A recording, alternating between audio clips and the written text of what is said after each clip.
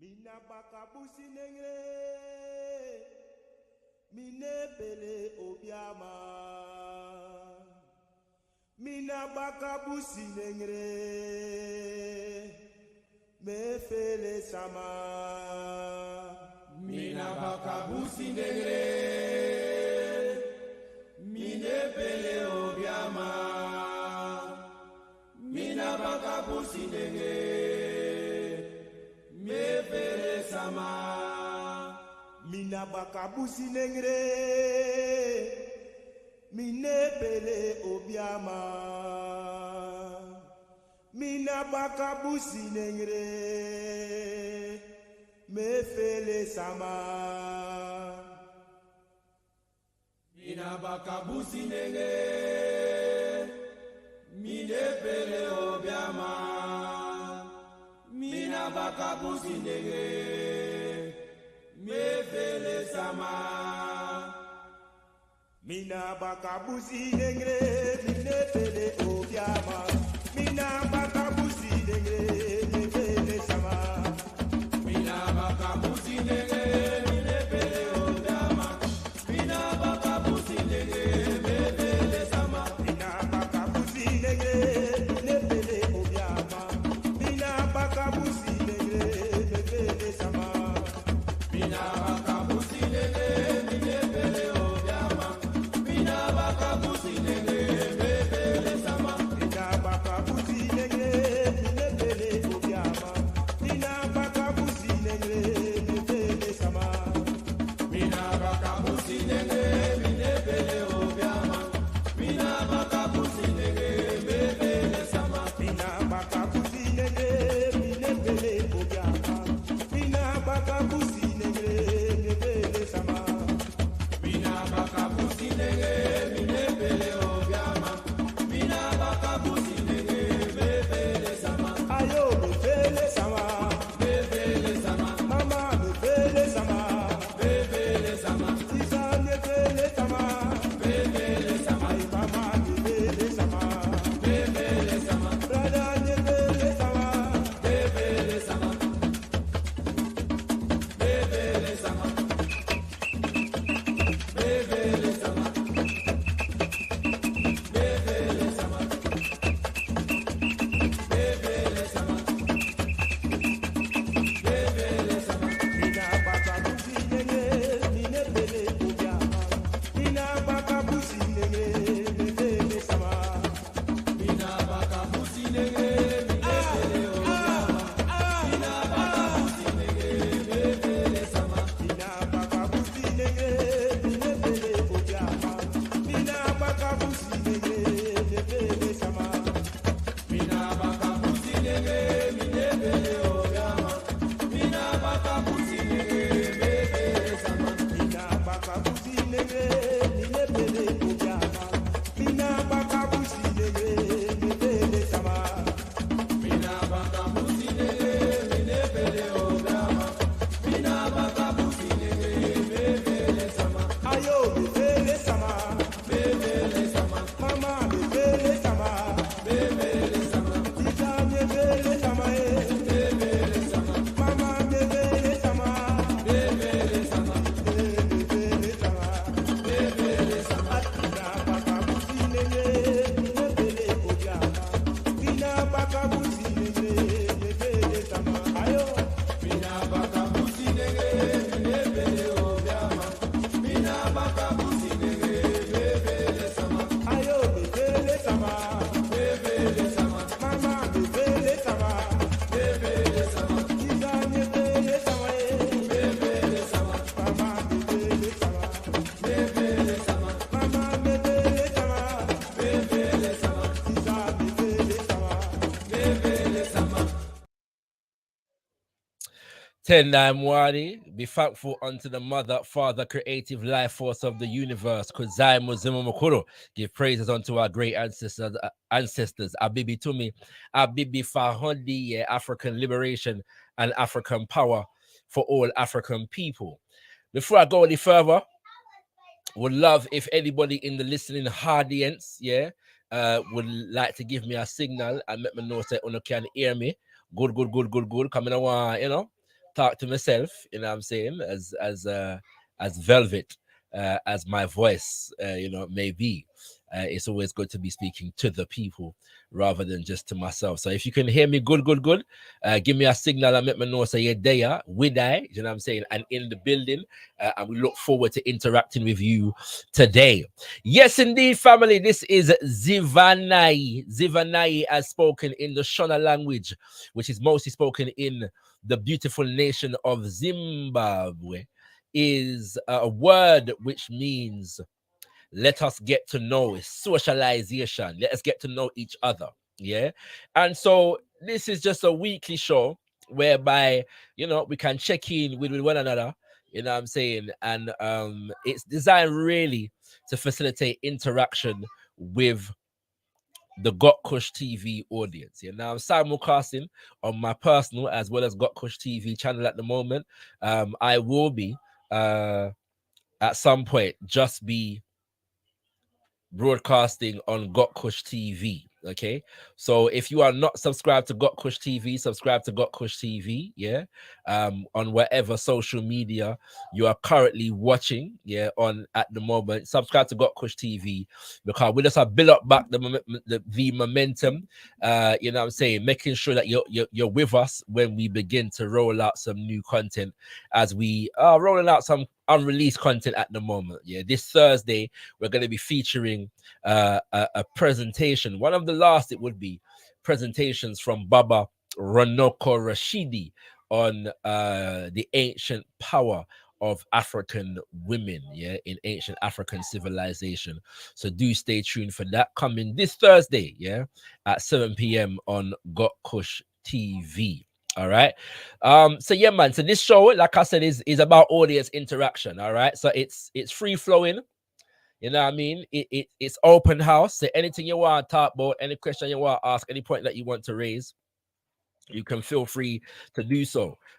Oftentimes, I will start off the conversation with whatever it is, depend for me head, you know what I'm saying? And we can go into it from there. You can feel free to contribute to what I talk about, or you can feel free to bring up your own subject matter. Yeah, so I'm gonna share the link here in about 30 minutes time. All right, 30 minutes time. And we will see where it goes from there. And let's get into the thing. I want big up, big up everybody, that came down to the Kemi Seba, yes, event on Saturday, the 22nd of April. This is Saturday just gone, yeah. The Pan-Africanity Tour, the London leg of the Pan-Africanity Tour took place on Imani Day, Saturday just gone. And I had the pleasure of hosting the event under the auspices of the Black Star Action Network International, myself and our international vice president, who happens to be my queen, Nahanda Sankofa, organized the event and hosted brother Kemi Seba. And it was beautiful to see well over 200 Africans come out, for that particular event. If I can share with you some of the one thing, I took video, kings and queens, and that video will be released via gotkushTV at some point, so do stay tuned for that. Editing I go on as we speak, and that kind of thing I go on. The one thing we never have, for the event was a photographer, and normally have photographer, but that just wasn't the case this time round. But not to worry, because the event was captured, and brother Kemi Seba did have his own photographers, and so there are a few images out, and I'm sure there'll be more at some point. But it was a powerful event, and I'm inviting brothers and sisters who are tuning in right now, who were at the event. If you want to share a reflection, from the event itself, feel free to come through. You know what I'm saying? Because we're taking your reflections on the event itself. For those who may not be aware, as I explained last week, brother Kemi Seba is an international Pan-African organizer who is the head of an organization called Pan-African Emergencies, or in French, Agence Panafricaniste. And the organization is very well represented and very well known in the French-speaking African world. And so, you know, in places like Congo, in places like Benin, Cote d'Ivoire, Senegal, Burkina Faso, yeah, and places such as those, as well as places like Guadeloupe and Martinique, yeah, and Dominica and St. Lucia in the Caribbean, all right?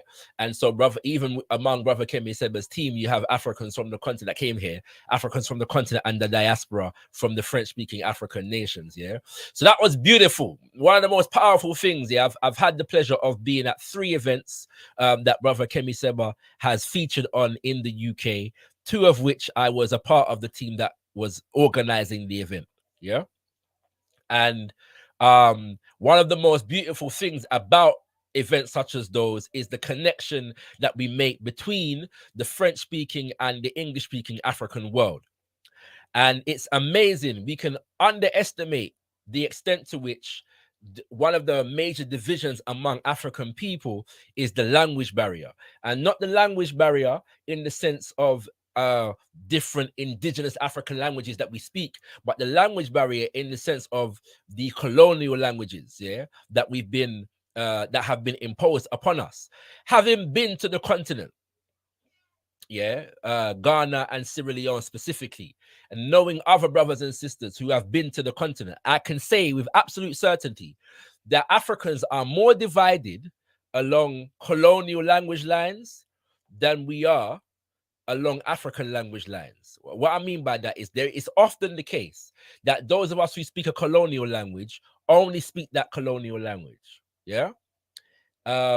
Most of us who speak English, we just speak English. Yeah. Right. You know what I'm saying? But if I go to Ghana, for example, many people who speak Tree will speak Ga. Yeah. If that makes sense. And vice versa. Yeah, it's not unusual. Yeah, bi and multilinguality is a significant feature of African culture, it would seem. Yeah, I know people that them go to South Africa and people can speak 2, 3, 4, 5 different languages. Okay, and so it's interesting that we think that we're divided because of the number of African languages that exist. And that's another subject for another time in terms of what they call languages and whether they are in fact languages and so on and so forth, right? But this is a popular perception that is given to us that Africa has 3,000 and something whatever languages, and therefore this is an impediment to unity, okay? But what is often not factored into that analysis is the extent to which Africans speak actually more than one language on the continent. But there is far more division in the African world between Africans who speak French and Africans who speak Spanish and Africans who speak English. Significantly, many of us in the English-speaking African world know very little about what is going on in the French-speaking African world, even Africans in the Caribbean, yeah? Africans from Jamaica and Trinidad and Barbados, yeah? How much we know about Wagwan in a Guadeloupe and Martinique? Yeah, well, St. Lucia speaks more English nowadays, but even St. Lucia and Dominica and Haiti, yeah, what we know, yeah, but what going at them place there, yeah, and so it's an interesting dynamic. Now, in this event, I asked the question, and it's the first time I've experienced something like this. At the beginning of the event, I asked the question: how many Africans in here speak French? And a significant portion of the audience raised their hand, yeah. And I asked, how many Africans in here speak English? And a significant portion of the audience raised their hand. And then I asked, how many Africans in here only speak French? Yeah, because the reason why I'm asking these questions is because we have a translator. So I'm just gauging the extent to which we're going to need to engage the translation. Yeah, and about 2 Africans raised their hand. All right.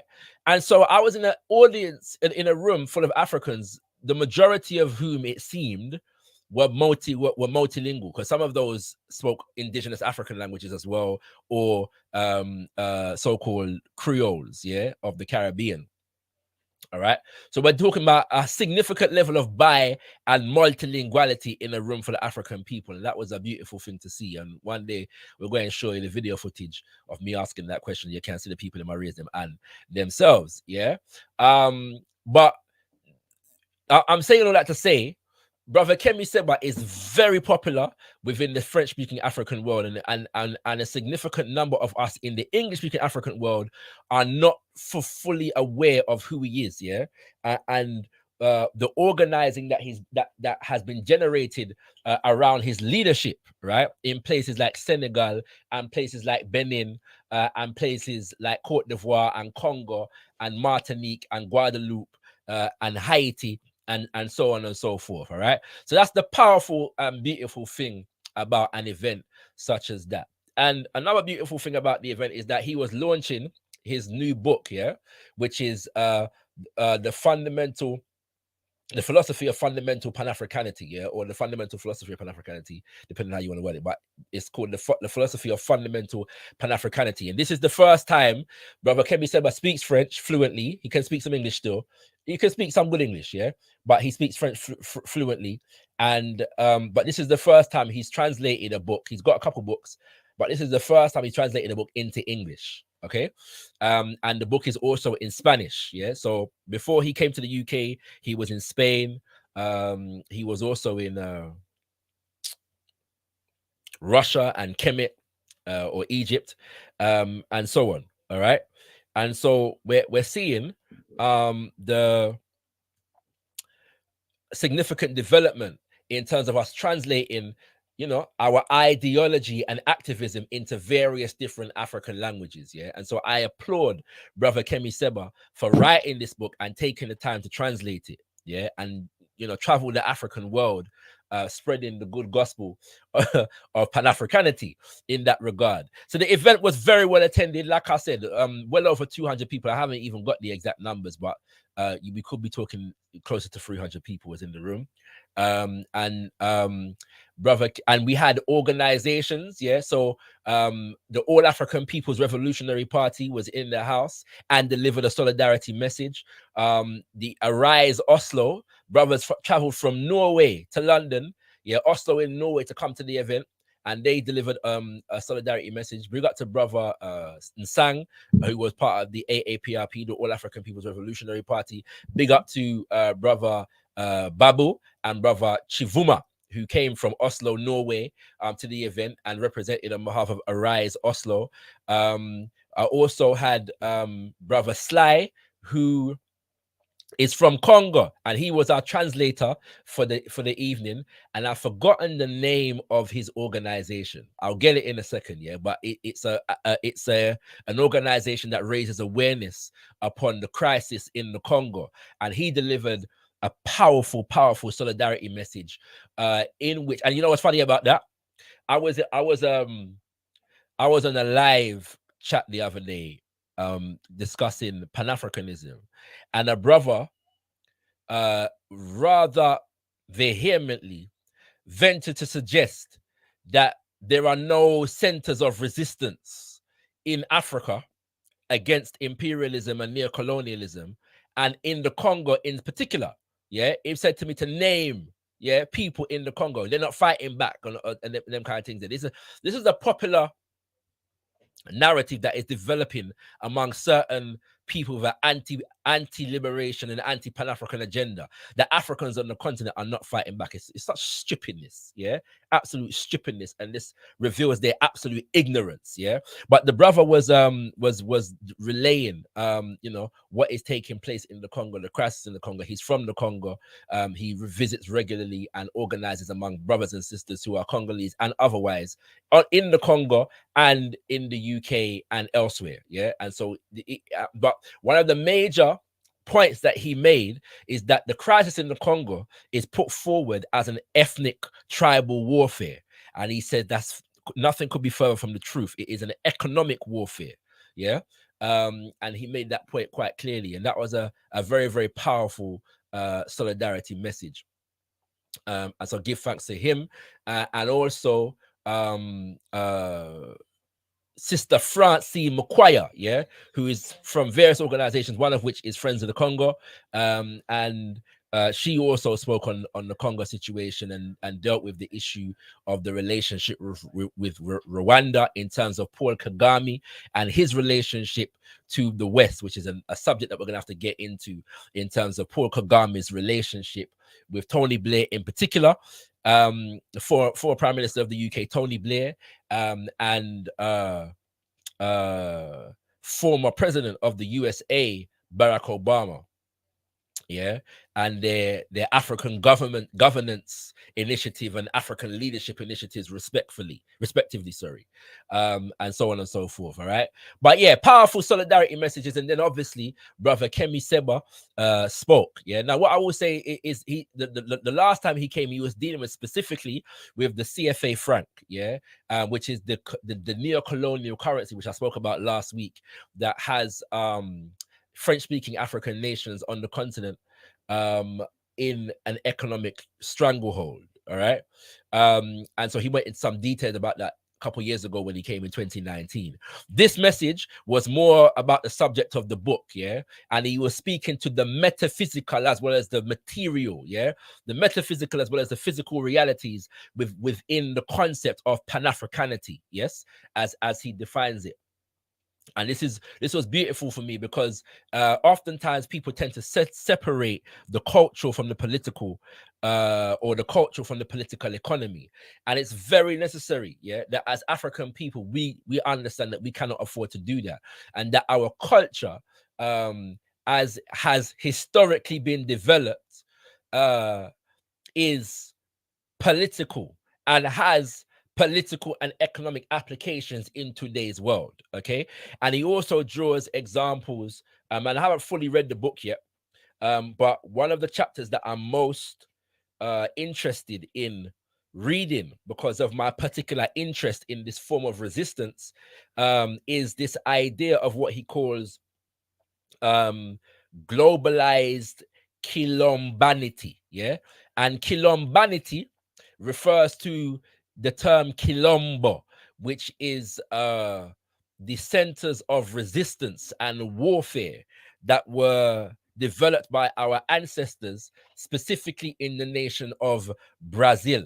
The most famous Quilombo, which really was a nation in and of itself, yeah, is Palmares, yeah, which was a nation, a portion the size of Portugal, in the middle of Brazil, which is like a large kind of maroon nation, all right, that housed Africans from various different people groups and lasted for over nearly 100 years, about 100 years, resisting invasion from the Portuguese enslavers, freeing Africans from plantation,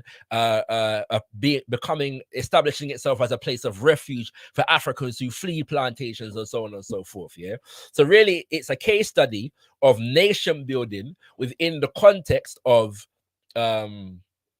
being within the context of oppression, yeah, colonialism, and enslavement. Okay, and so the example of Palmares and Quilombos in general give us ideas in terms of what Africans need to do to organize today, yeah, and we can update the concept, yeah, as a tool and a strategy for how we organize geopolitically in today's world, yeah. And so just to give you an idea of some of the things that the book deals with, and we're gonna give you information about how brothers and sisters can continue to purchase the book, you know, from here on out, yeah. So stay tuned for that, yeah. If you want to know how you're gonna kind of get the book, stay tuned, because I work that out soon, yeah. But yeah, so of the real evolution, so that's the subheading there, the state of play, and basically looking at the material conditions right about now, yeah. What is the state of the Black world at the moment, and the war of the worlds, traditionalism and modernism. So this is the idea, the battle that is taking place at the moment to a significant degree, and one that Africans are in the middle of, because it's the idea, well, what do we hold on to in terms of our tradition, and what do we need to get rid of in terms of to modernize? And the trend at the moment is modernization at the expense of, yeah, tradition. Okay, and so the subheadings here are progress, because this is a geopolitical terminology. Progress, which is defined by the West. okay, and has political implications that are dominated by the interests of Western Europe, right? In that regard.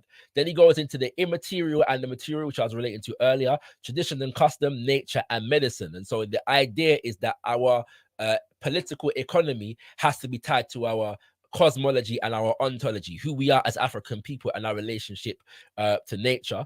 Then the next chapter is the chapter 3, the global Black population, guardian of the initial tradition. Yeah, so that's dealing with our origins. Yeah, again, that's dealing with the cultural, the metaphysical element. And then it goes into the West, the kingdom of modern people, chosen of the age of iron. Yeah. And I'm not even going to go into that, but there's some deep business there. Then it goes into negrophobia, leading thread of the end of time. So this is dealing with the historical and current attack against people of African heritage, yeah, and the manifestations that takes place.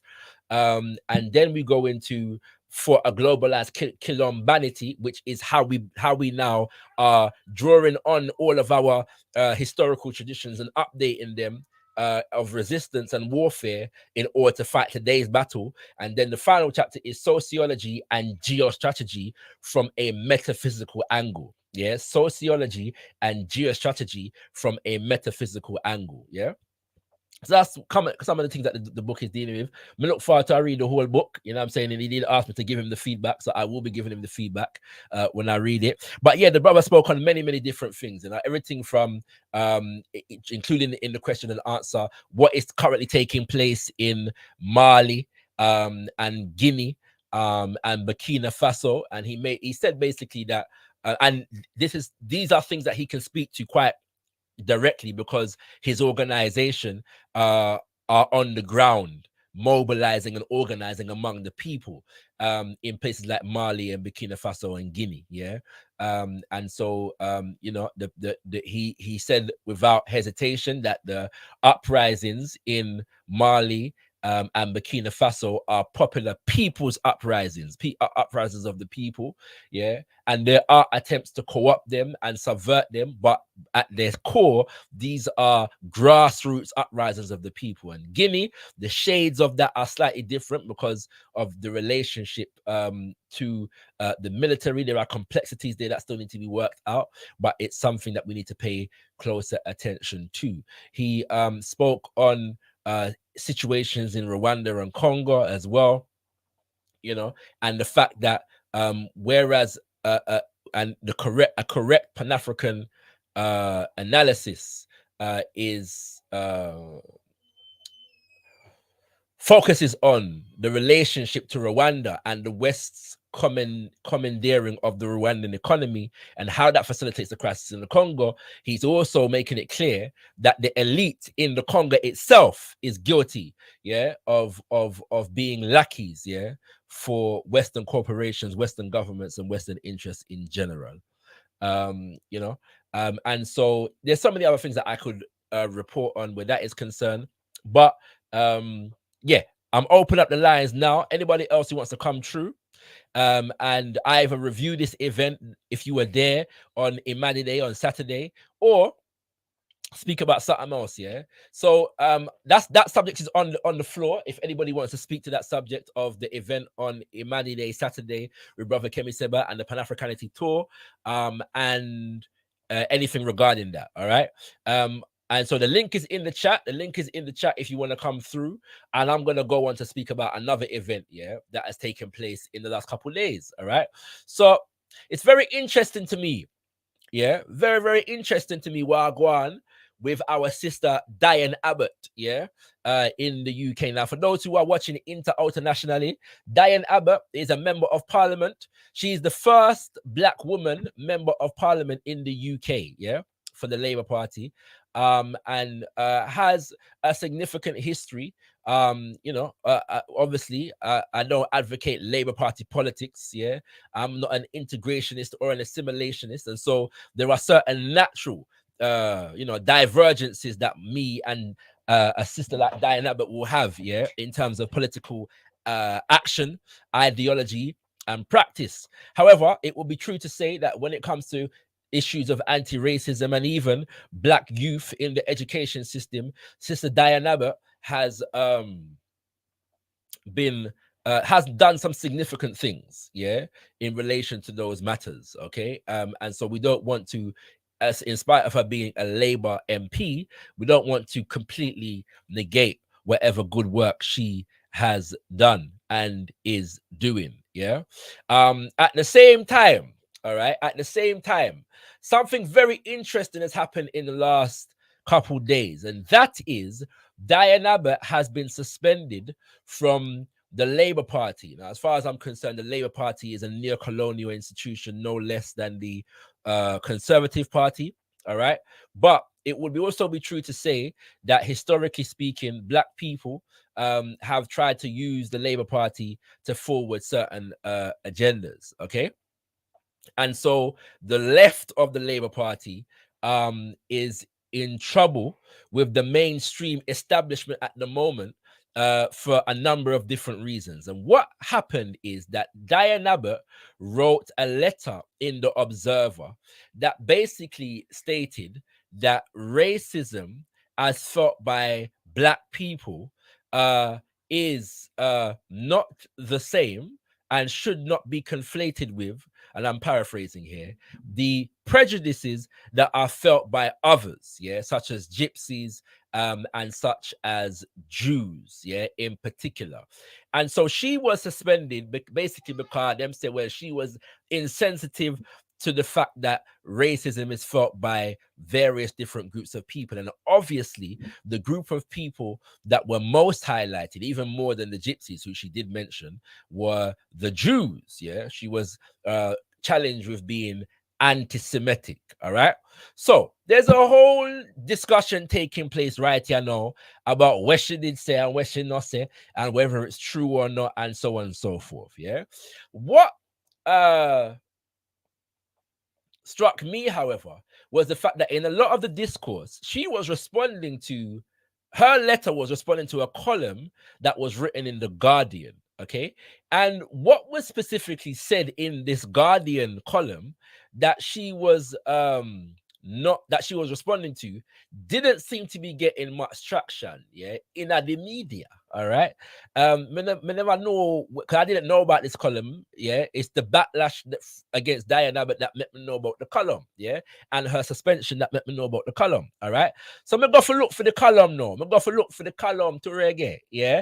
And what happened was I saw an interview that Piers Morgan did featuring a few people, one of which was the man who wrote the column.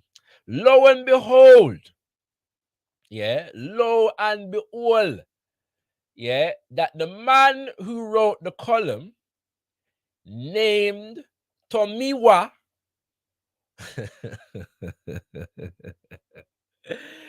Tomiwa Owolade, yeah, Tomiwa Owolade, all right. So we know from that immediately that this is a Black man, yeah.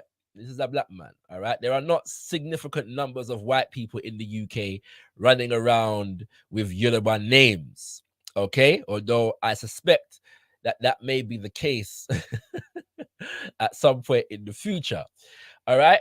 So wagwan, yeah, with this thing now, yeah. So this is the column that was written that Diane Abbott felt compelled to respond to. By the way, I should say that Diane Abbott, based upon the backlash, has since retracted her statement and delivered all kinds of apologies. Yeah, you know, and so on. Now, I'm speaking to this, yeah, because this is the thing that men see, yeah, in the media. This is the conversation that is not taking place, and I'm going to give you my assessment of why this debate has happened and why the backlash against Diane Abbott is a distraction from what's really going on at the moment. Not even the attack against her is directly just aimed at her. And this is not to listen. I saw a statistic the other day, and I'm trying to verify the source for this, but a sister mentioned this, that of all racism, yeah, a report, an investigation was done into politicians who face racism in the UK, particularly online. And somewhere in of all the racism, and sexism that has been directed at politicians online, somewhere in the region of half of it has been directed at Diana Abbott as an individual. Yeah, this is beyond what man agrees with or disagrees with in her politics. I'm just stating the fact that this woman has been subject to significant levels of attack and abuse. Yes, for a significant period of time from certain portions of the British public and the British political and media machine.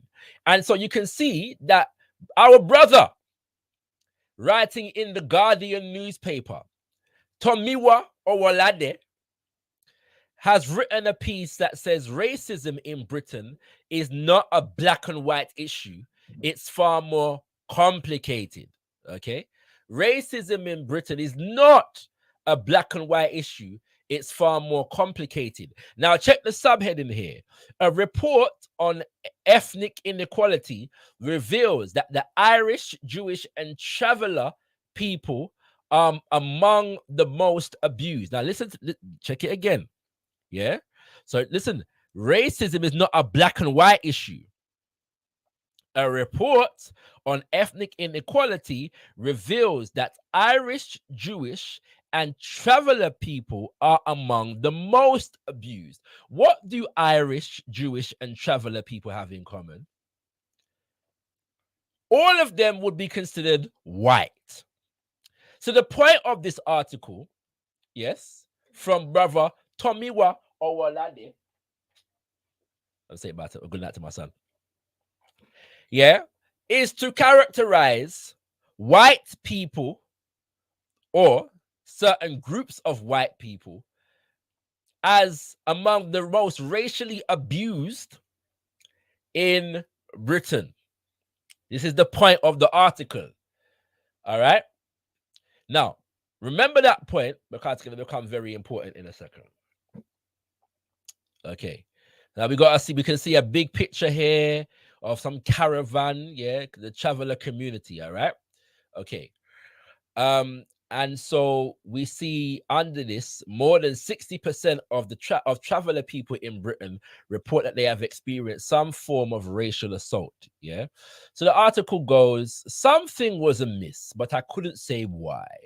I was a sixth form student and talking to a girl who told me with utter confidence that white people can't be victims of racism. Racism is about power and privilege. White people have power and privilege. Black people and Asians don't. This means that only the latter group. Now, notice this. Black people and Asians don't, i.e., have power. This means that only the latter group, but hold on, it mentioned two groups a while ago. Yeah, black people and Asians. So, how have we gone from the plural, yeah, black people and Asian, to the singular group, yeah, can be victims of racism. Racism is the exercise of power and privilege against people of color. I nodded at the time, he continues. She almost convinced me. Almost. I admired her clarity, but felt her account was too neat. I like her passion, but thought it was painfully misguided. It has only been over the past few years. Now, not that point, yeah. It has only been over the past few years that I've been able to say exactly why she was wrong. Her account of racism is provincial rather than progressive. Why combating material inequality should be based on truth rather than distorted narratives. Now, I was very interested in this idea that he's only been able to come up with the reason why over the past few years. Yeah. Now, the reason why it's only been the past few years that he's been able to develop his analysis is because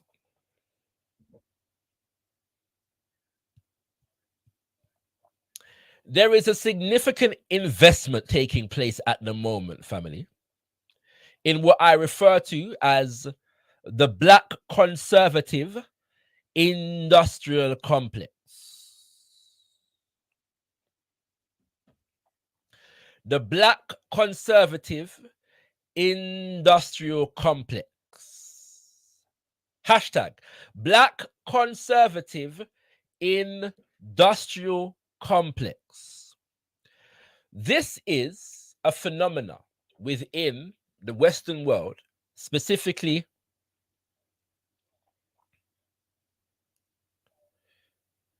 no, Setem Hotep, don't go back yet, you know. Stay right where you're there. Go back afterwards. Yeah. If you're just coming in, family, yeah, watch live. All right. Don't go back. Yeah. Just watch live. You know what I'm saying? And you know, you can go back later on, because when we are talking about right here now is very, very important. The link is in the chat, by the way, family. So anybody who wants to come through live, yeah, can do so. You know what I'm saying? Feel free to come through live. Yeah. But as I talk about Wagwan with Diana in the UK at the moment. Earlier on, we were talking about the event with Brother Kemi Seven that we had last Saturday. And so we're receiving contributions on these matters or anything we're on the want to talk about. This is ZIVANAYI, which means getting to know. And so we're going, you know, just take any, yeah, it's open house, family. So feel free to come through. The link is in the chat. All right.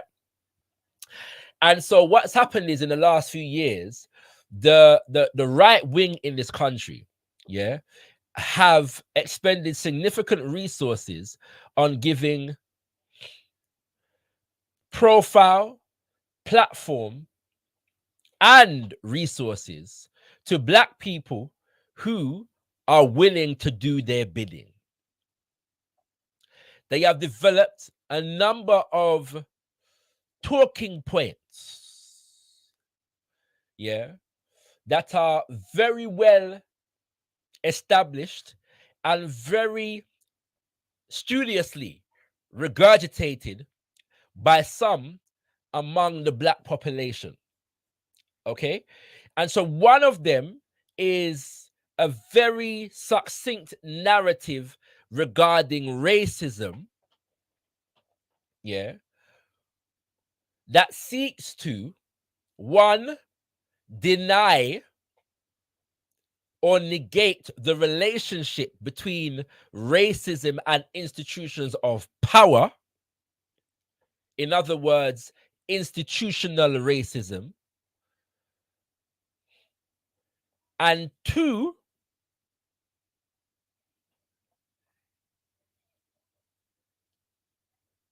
reduce racism from a conversation, or let's say reduce conversations on racism from conversations about power structures, systems, and institutions to one of personal interactions.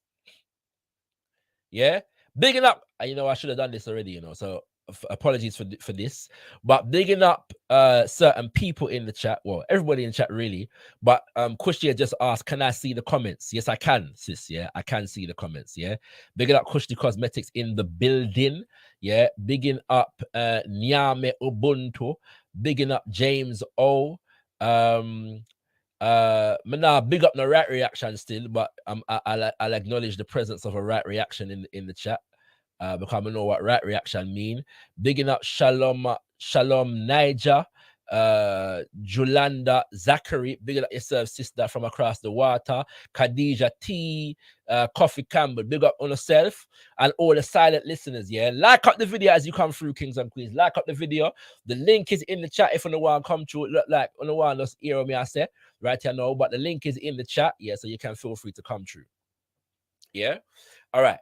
And I'm going to come back to this subject, this thing about racism in a second, right? And why we need to upgrade the conversation, yeah, in terms of racism, as Black nationalist Pan-African community has done for a number of years, yeah, decades, in fact. All right. But when we begin to focus on this issue of racism, yeah, it puts us in a certain straitjacket, yeah, that we need to be conscious of. All right. And so this is the idea that these particularly right-wing institutions, think tanks, political parties, and related institutions want to do.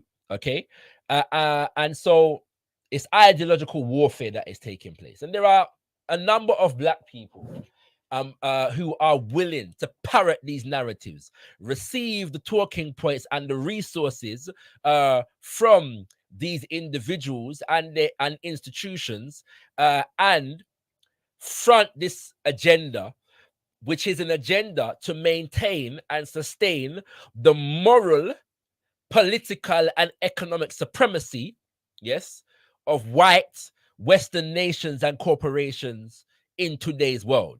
That is the ultimate agenda.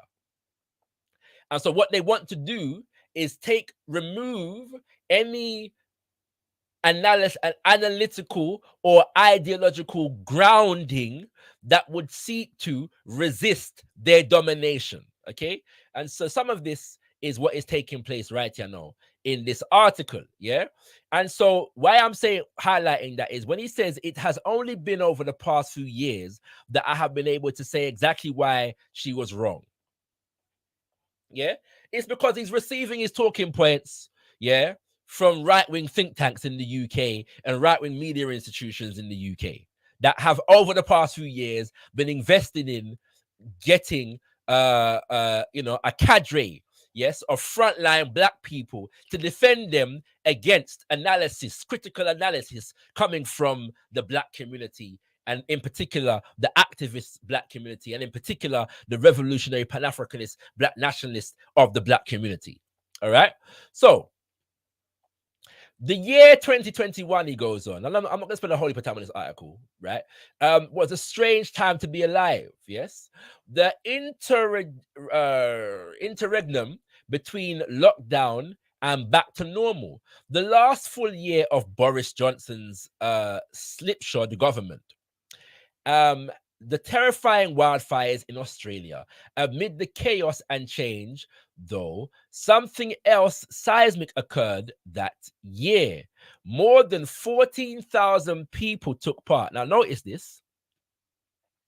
14,000 people, yeah, took part in the Evidence for Equality National Survey between February and October. Yeah, so this took place in 2021. All right, this is the article, by the way, for those who are just tuning in, that Diane Abbott was responding to that resulted in her suspension from the Labour Party. Few people are talking about at the moment what this article actually said. Okay, all right. They came from 21 ethnic backgrounds and all parts of the country. The survey report was released last week, and it claims to be the most comprehensive account of racial equality in Britain for more than 25 years. The research was carried out by academics from the universities of St. Andrews, Manchester, and King's College, and published in a book called Racism and Ethnic Equality in a Time of Crisis. Yeah, I'm gonna skip the next. Oh, well, this part is important. So the major finding, yes, from this study is quoted here, which is a quote from Nisa Finney, yeah, who was one of the people that was responsible for the study. She said the UK is immeasurably far from being a racially just society. The kinds of inequality we see in our study would not be there if we had a really just society. Okay, so that was one of the headlines coming out of this particular study. So why did Diane Abbott mention specifically travelers, gypsies, so-called, and Jews? Yeah, the Jewish community. The reason why is because Brother Tomiwa mentions them in this article. Yeah. He says, in fact, let me just read it, right? He says, the figure from the report that has most grabbed the headlines is this: more than a third of the ethnic minority in people in Britain have experienced some form of racist abuse. Now, I have a problem with this racist abuse business. Yeah, because even this terminology, so the left wing in this country are guilty of this as well, tying us to this idea of racial abuse, and therefore we measure progress, racial progress in Britain by the extent to which white people don't abuse us anymore. Yeah, that they don't call us the N word, and I'm only saying I hate saying the N word, but I'm on certain social media platforms whereby they might censor the thing if we use certain terminology. Yeah, by the extent to which you know, football hooligans don't beat us up on the streets, by the extent to which discrimination, yeah, may or may not take place regarding those who have African names, yeah, in the workplace, yeah, by the extent to which black children are not being excluded from school and or are passing their GCSEs, yeah, and so on and so forth. And these, not to say that these are not important points, but if this is the extent to which we assess our development as black people, it confines our progress to the confines of the nation state of the United Kingdom of Great Britain. More to be said on that a little bit later on. But all on there, let me read more of this. Yeah, the standard progressive response would be that this is awful, but not surprising. Yeah, when you see the word progressive, that's political language. Okay, we all know we live in a racist society. Anyone who denies this is deluded and complicit with racism. Any racial abuse against any individual is morally abhorrent.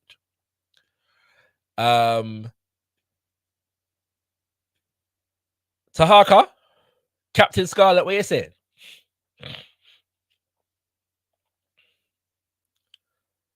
Can you hear me?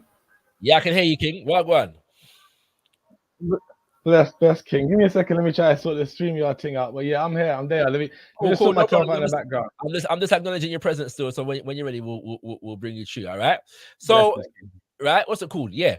Anyone who denies this is deluded and complicit with racism. Any racial abuse against any individual is morally abhorrent, and civil society has a moral duty to oppose prejudice. We should try to get the number of people who experience racism as close to zero as we possibly can.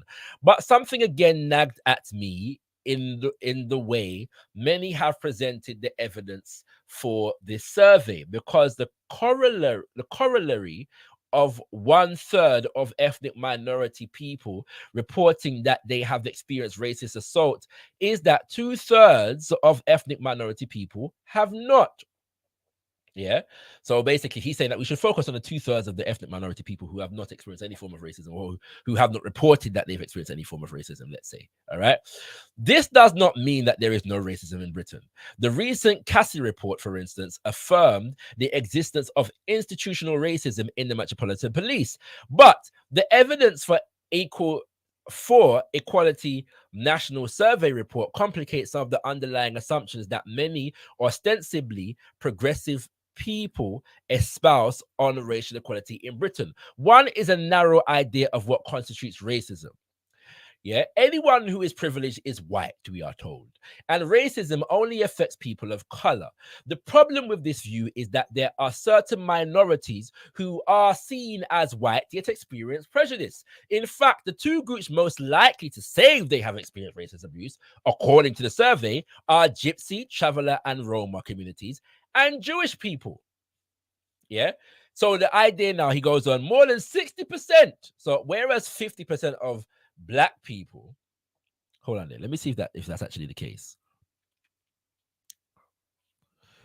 Right,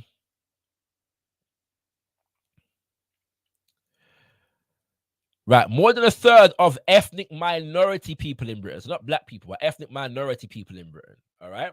Okay. But so whereas 1/3 of ethnic minority people in total report that they experience racism, more than 60% of the Gypsy, which is more, yeah, traveler community, reported that they experienced some form of racist assault. More than 55% of Jewish people report the same. But we also find striking differences within groups. We often unthinkingly group together. Now, this is a typical one, right? That a typical black conservative industrial complex talking point that they have been given and gifted by the right-wing conservative think tanks, yeah, which is the distinction between Black Caribbean people and Black African people, yeah. It's a very deceptive distinction that the reason that requires us to go into more detail than we have time for today, but I will touch on some things. Yeah, Black Caribbean people, for instance, are far more likely than Black African people to say they have experienced racism. Nearly 50% for Black Caribbean people and more than 30% for Black African people. By the way, this right here, yes, is the reason why all of this here is the reason why Diane Abbott singled out the Gypsy community and the Jewish community in the UK. Okay, all right. So because he focused on those groups is the reason why she highlighted those groups in her analysis. Right, that's very important for us to understand. Yeah, the context of the thing. Okay. Black African people say they experience no racist assault. Yeah, which also means that more than half of Black Caribbean people. Now, you notice what he's doing, the inversions that he's doing here, he didn't do for the Gypsy them. Okay, so even if I said, well, more than 40%, sorry, yeah, or thereabouts, of Gypsies and travelers, so them not experience no racism. Even if I said, well, 45%. Of the Jewish people, them say them not experiencing no racism. Them never done an inversion, this so. Okay, all right. Then all of this from a survey, many have used to conclude that Britain is far from being a racially just society. Okay, and he goes on to talk about the Irish people that receive racism. Yeah, now look at this. Yeah. This table, more than a third of people from ethnic and religious minorities have experienced some form of racist assault. Yeah, and so this is the graph. Yeah, so obviously you see here, Gypsy traveler is the largest. All right, other Black, which I'm not sure what that constitutes. Yeah. I'm not sure what other Black constitutes, is the second. Yeah. So the Gypsy is over 60%. The other Black is over 60%. Okay. So you notice that his words would lead you to something different. Then got Jewish, yeah, which is the third. Mixed white Black African, mixed white Black Caribbean is basically equal. Roma, yeah. Then Black Caribbean, white Irish, Bangladeshi, Pakistani, overall Black African. Other mixed multiple. Now, what very much interests me about how they divvy up these statistics is that there are many Black people in the UK, yeah, right, that are, if Black Caribbean and Black African are two distinct categories, like white, Black African, and Black Caribbean, there are many Black people in the UK who are mix of Black Caribbean and Black African. That demographic is never registered in these statistics. Yeah. There's never a category for mixed Black African and Black Caribbean. And I happen to know for a fact, I was working with a young person recently who is listed in listed as officially mixed white and Black Caribbean, although his Black parent comes from the continent. Yes. So according to these demographics, he would be mixed white and Black African. He's in care listed as mixed white and Black Caribbean. So they don't even get it correct all of the time. Yeah. In relation to what these mixes are. But it's very interesting. Yeah. That this brother, using that term loosely, yeah, is flagging up these ideas, yeah? And so what I'm suggesting, brothers and sisters,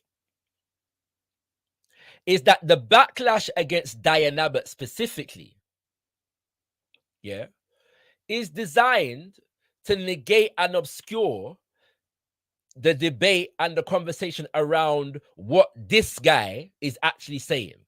And I'm also saying that the purpose of his article was to throw some mud in the water of this report that he's mentioning, because of the fact that the report itself challenges another report that was put forward and fronted by the Black conservative industrial complex. And that is the so-called race report that was fronted by Tony Sewell, yes, and other stalwarts of the Black conservative industrial complex in 2021, which came out with the headline, "There is no institutional racism in Great Britain." Yes. So this new report would suggest that there is some institutional racism in Great Britain. And so the Black conservative industrial complex have to be on the front line. Yes.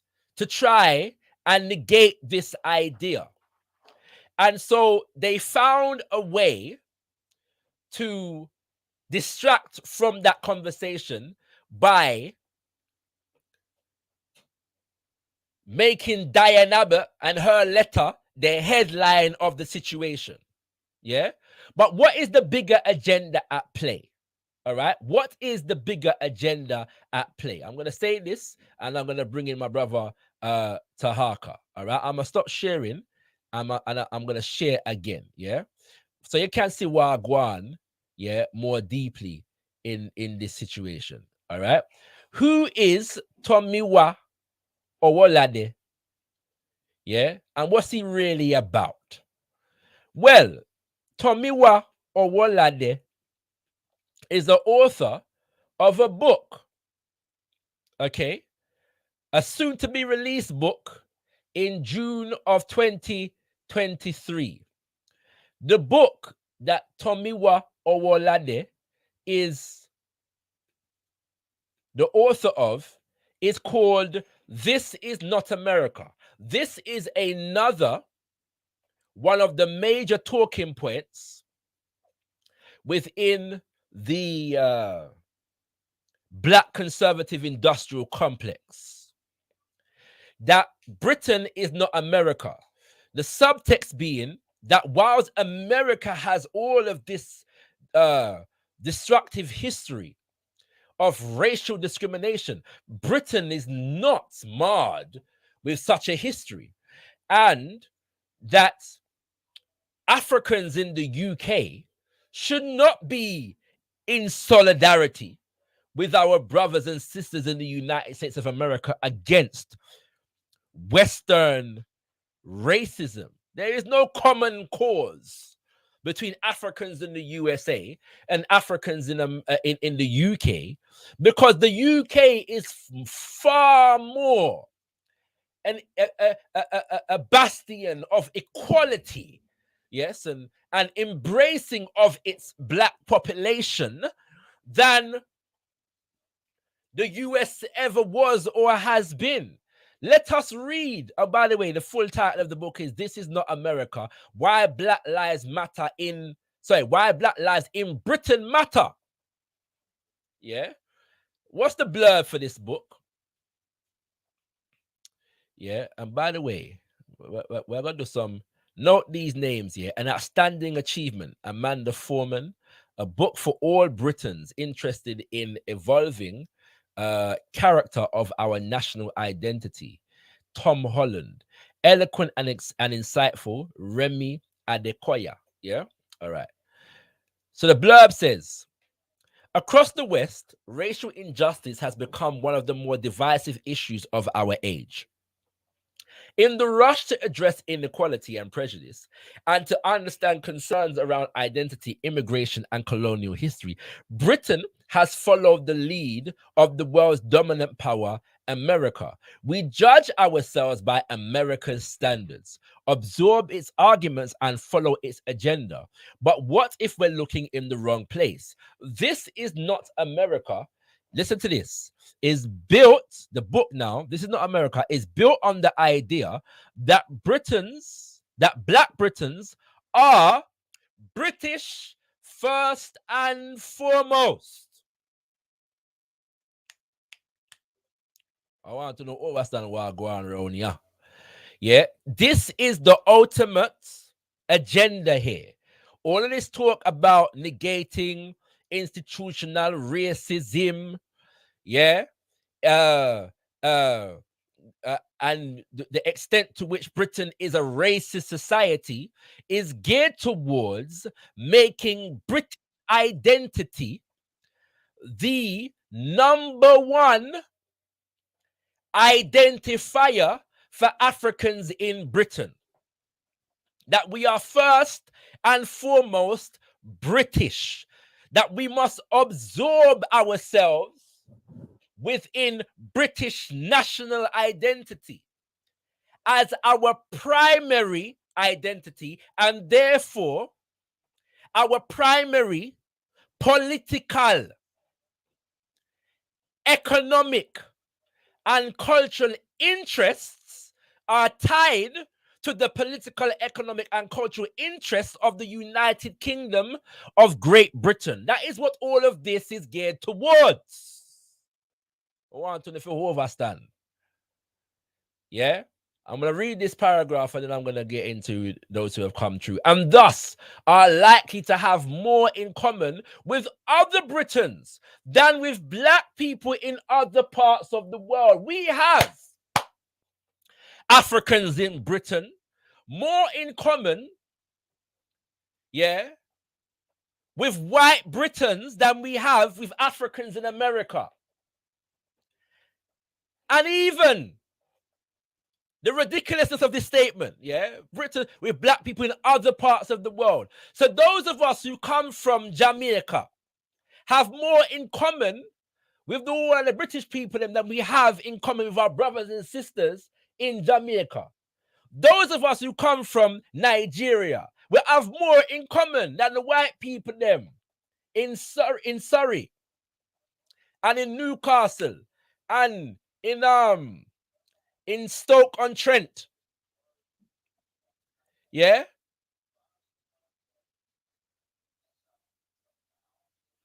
And all them place there. That we have, that you only have with your brothers and sisters in Nigeria and Ghana and Congo and Trinidad and Barbados and St. Lucia, etc., etc., etc. It argues that too much of the conversation around race in Britain today is viewed through the prism of American ideas. Now, these American ideas, is like, black empowerment, black power. This is an American idea. It's only existed in America, apparently. Africans in the UK never developed those ideas organically. We just import them from America. Africans that came from Africa and the Caribbean never had these ideas in those respective places. We just import them from America. Yeah, the American ideas that don't reflect their history, challenges, and achievements of increasingly diverse black populations at home being Britain. To build a long-lasting and more effective anti-racist agenda, we must acknowledge that crucial differences exist between Britain and America, and that we are talking about distinct communities and cultures, distinguished by language, history, class, religion, and national origin. Humane, empirical, and passionate. This book provides a bold new framework for understanding race in Britain. Number one, I want to understand something. The sleight of hand here is that this same conversation are going on in America. Yeah, the same thing that he is trying to do in relation to Britain, the black conservative industrial complex and their white benefactors in America are do the same thing. I want to know if you understand that. Yeah, so may I talk long? May I go bring in those who have come through. By the way, kings and queens, you can join the conversation. It's open house. Yeah, it's open house. Yeah, I've opened the conversation by talking about our illustrious event featuring our illustrious and beautiful, passionate, powerful Pan-African organizer, brother Kemi Seba. who visited us in the UK over the weekend. And I have so much love and admiration for that brother and his organization, Urgence Panafricaniste, and the work that they are doing. And so for those who were at the event and want to come through and share any reflection, feel free to come through. Yeah, we love that. Yeah. And for those who want to talk about, and I've also just spoken about the situation regarding Diane Abbott, yeah, and her suspension from the Labour Party recently, and what the actual agenda is behind that, yeah, and what she was actually responding to, yeah. We know Wagwan, you know what I'm saying? So we'll just highlight that. And we've got a few guests coming through right about now, kings and queens. So we've got Captain Scarlet is in the building. We've got Kushti in the building, and we've got Coffee in the building. So I'm gonna start in order of appearance with Captain Scarlet. Yes. Big up, respect. Thank you for having me on the panel, and big up to you on the show. Yeah, man. I was there, obviously, at the Kemi Seba event. So a big event that. Your tags. Yeah. Big event. It's powerful. It's powerful still. I will come back to that though, because I think the conversation is in a interesting place right now. Yes, and I sir. want to comment on that. But also big up to our panelists as well. Shout out Kushti, shout out Coffee, and shout out to everybody in the chat as well. Yes, sir. Yeah, this that other thing is interesting. And big up to yourself, because pure research you do, yes. Yes, some big investigate, yeah. Tell Poirot around, yes, sir. Yes, sir. Give thanks. But yeah, no. I think all that information is vital and valid. And yeah, I was just gonna say to you, I was actually gonna start off on a tangent point, not necessarily challenging though. But I was gonna say actually, in contrast to what you're saying about him being, I think he might be right in regards to the importation of views and culture from America, but I think he's talking in many ways about similar his own in many ways, and the culture of the manosphere and the right wing, and as you say, the conservative right wing industrial complex. I think far too much of black culture currently in the past 3 or 4 or 5 years, as he said, has been influenced by this type of Americanized culture, and this attempt to forge this black British version of black conservatism. And yeah, it's very interesting. So yeah, I'm just gonna say that part there, that I think he was correct in terms of his analysis. He was just talking about the wrong people, because it's definitely himself. The black power thing, obviously, as you say, we've had and has been present in the UK, and we have a long tradition of it, and so we don't have to really go back into that. But he himself is definitely representing that.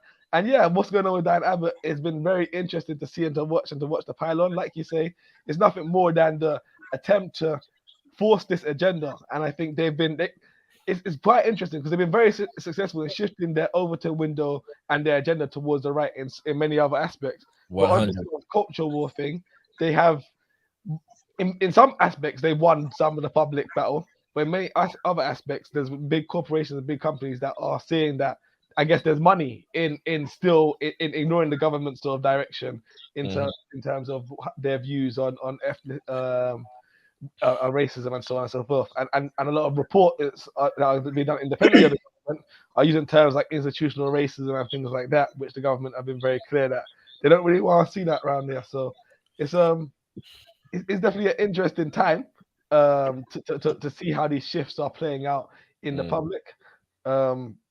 But yeah, I think they're definitely trying to retire Diane. Yeah, they're definitely trying to retire her.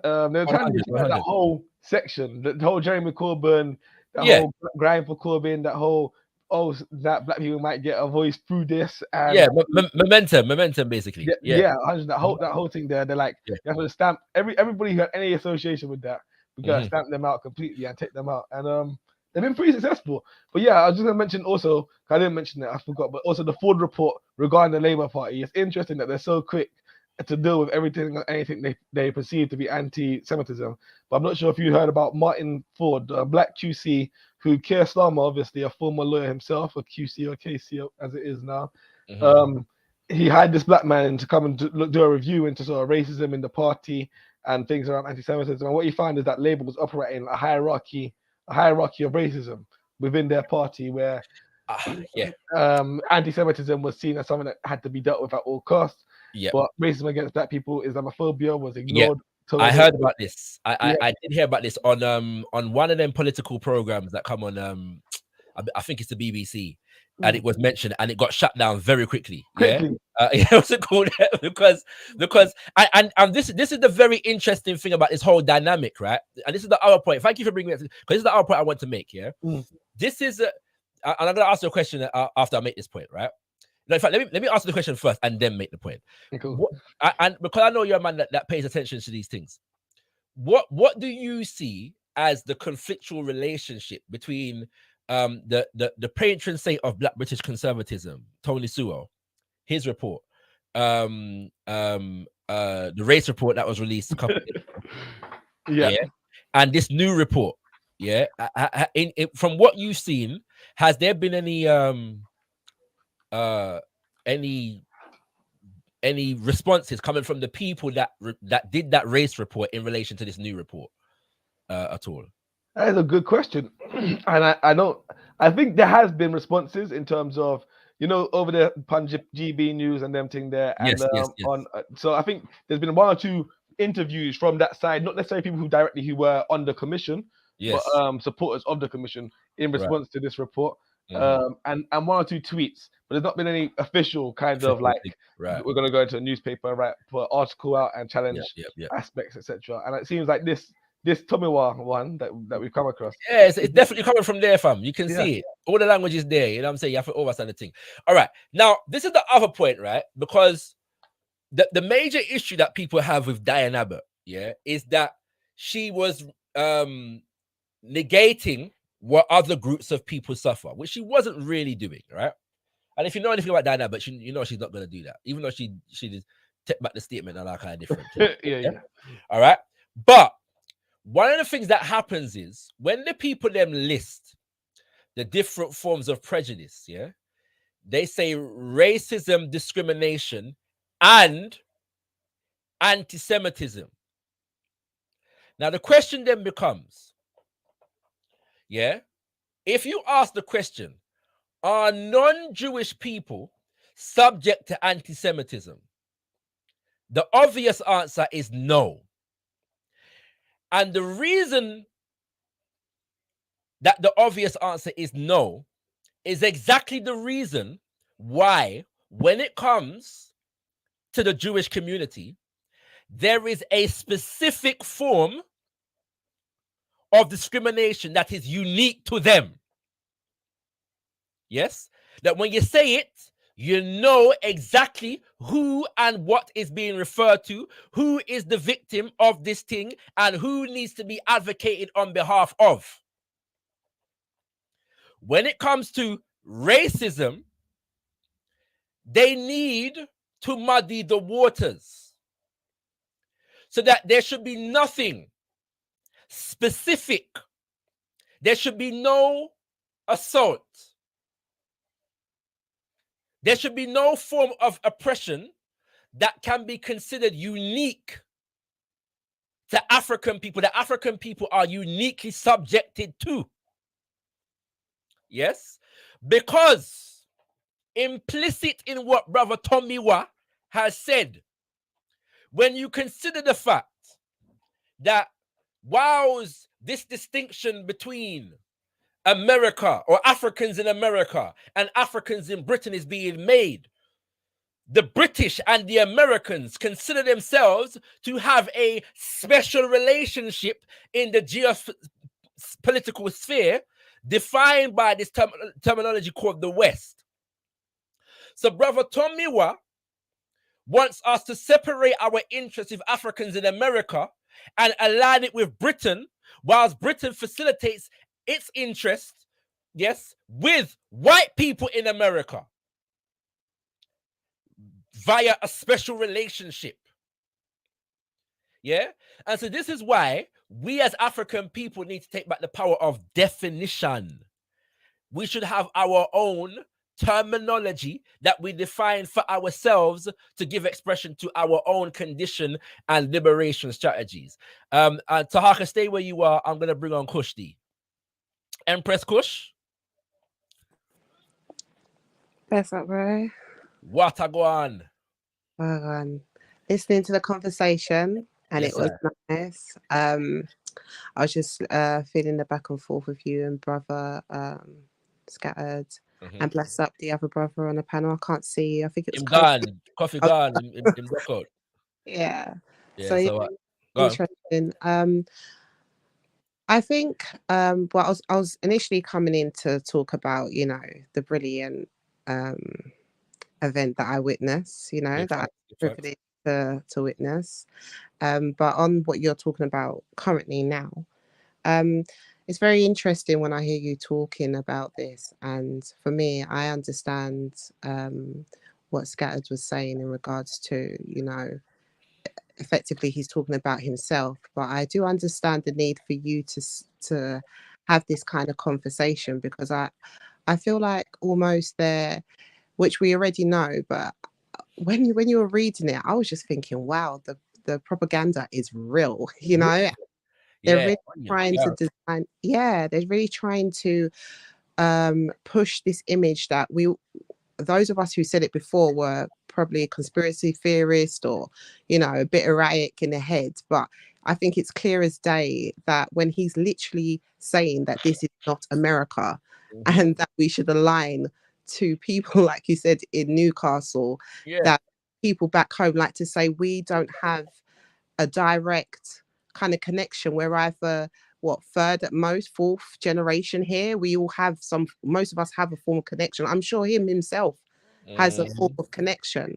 Mm-hmm. Um, I feel like, you know, the notion or the saying, the good minority, like that, what they used to say in regards to like the Asians, Mm-hmm. like is a bit complex, where they're just really trying to push the Black UK as this good blacks, you know, that he's really trying to push this kind of associate with your roots, even though we're associated with our roots. It's just, the stuff is so obnoxious, it's mad. And I Mad. think they're not even trying anymore. Like you Mm, things, and it's like they're not even trying to make it realistic, you know, or mm, it's just laughable. But it's also worrying, because obviously, like you said, you linked what he's wrote in this paper, which was the Guardian, right, a mainstream paper. Now he's coming out of a book. So mm, screaming agenda, I don't know what does. So I say that to say that it's important to have counter voices in saying this. So when someone from anywhere is seeing this kind of rhetoric, there is a counter voice in this, you know. So it's important. certainly. I'm going to come back to the both of you. By the way, you can ask questions and make comments in the chat. Melanated Goddess asked the question: isn't it anti-African? So the terminology that we use, will we use that term? Yep. Some people use anti-African. Some people use Afrophobia. And there's a couple others, but I'm saying, yeah, because this is the thing, right? Again, anybody can be victims of racism. So you're denying like the actual history of racism, but you don't want Africans. This is the point. Yeah. The central point is African people should not centralize and particularize our specific experience. Yeah. That is the point. Yeah. There should never be an ideological foundation for Africans to centralize and particularize our own specific experience. And if you watch Brother Tomiwa on Piers Morgan's Talk TV show, you will see that he's quite clear on the issue of anti-Semitism, that the Jewish community suffers from with racism. Yeah, there is no question about this, no equivocation. Why? Because within that particular conservative agenda, British agenda, it's acceptable to particularize the suffering of the Jewish people. The agenda of the Jewish people has been absorbed into the Western world. And so they consider it to be in their interest to particularize, to continue to particularize that experience. But the experience of African people, when it is particularized, challenges the hegemony of Western imperialism.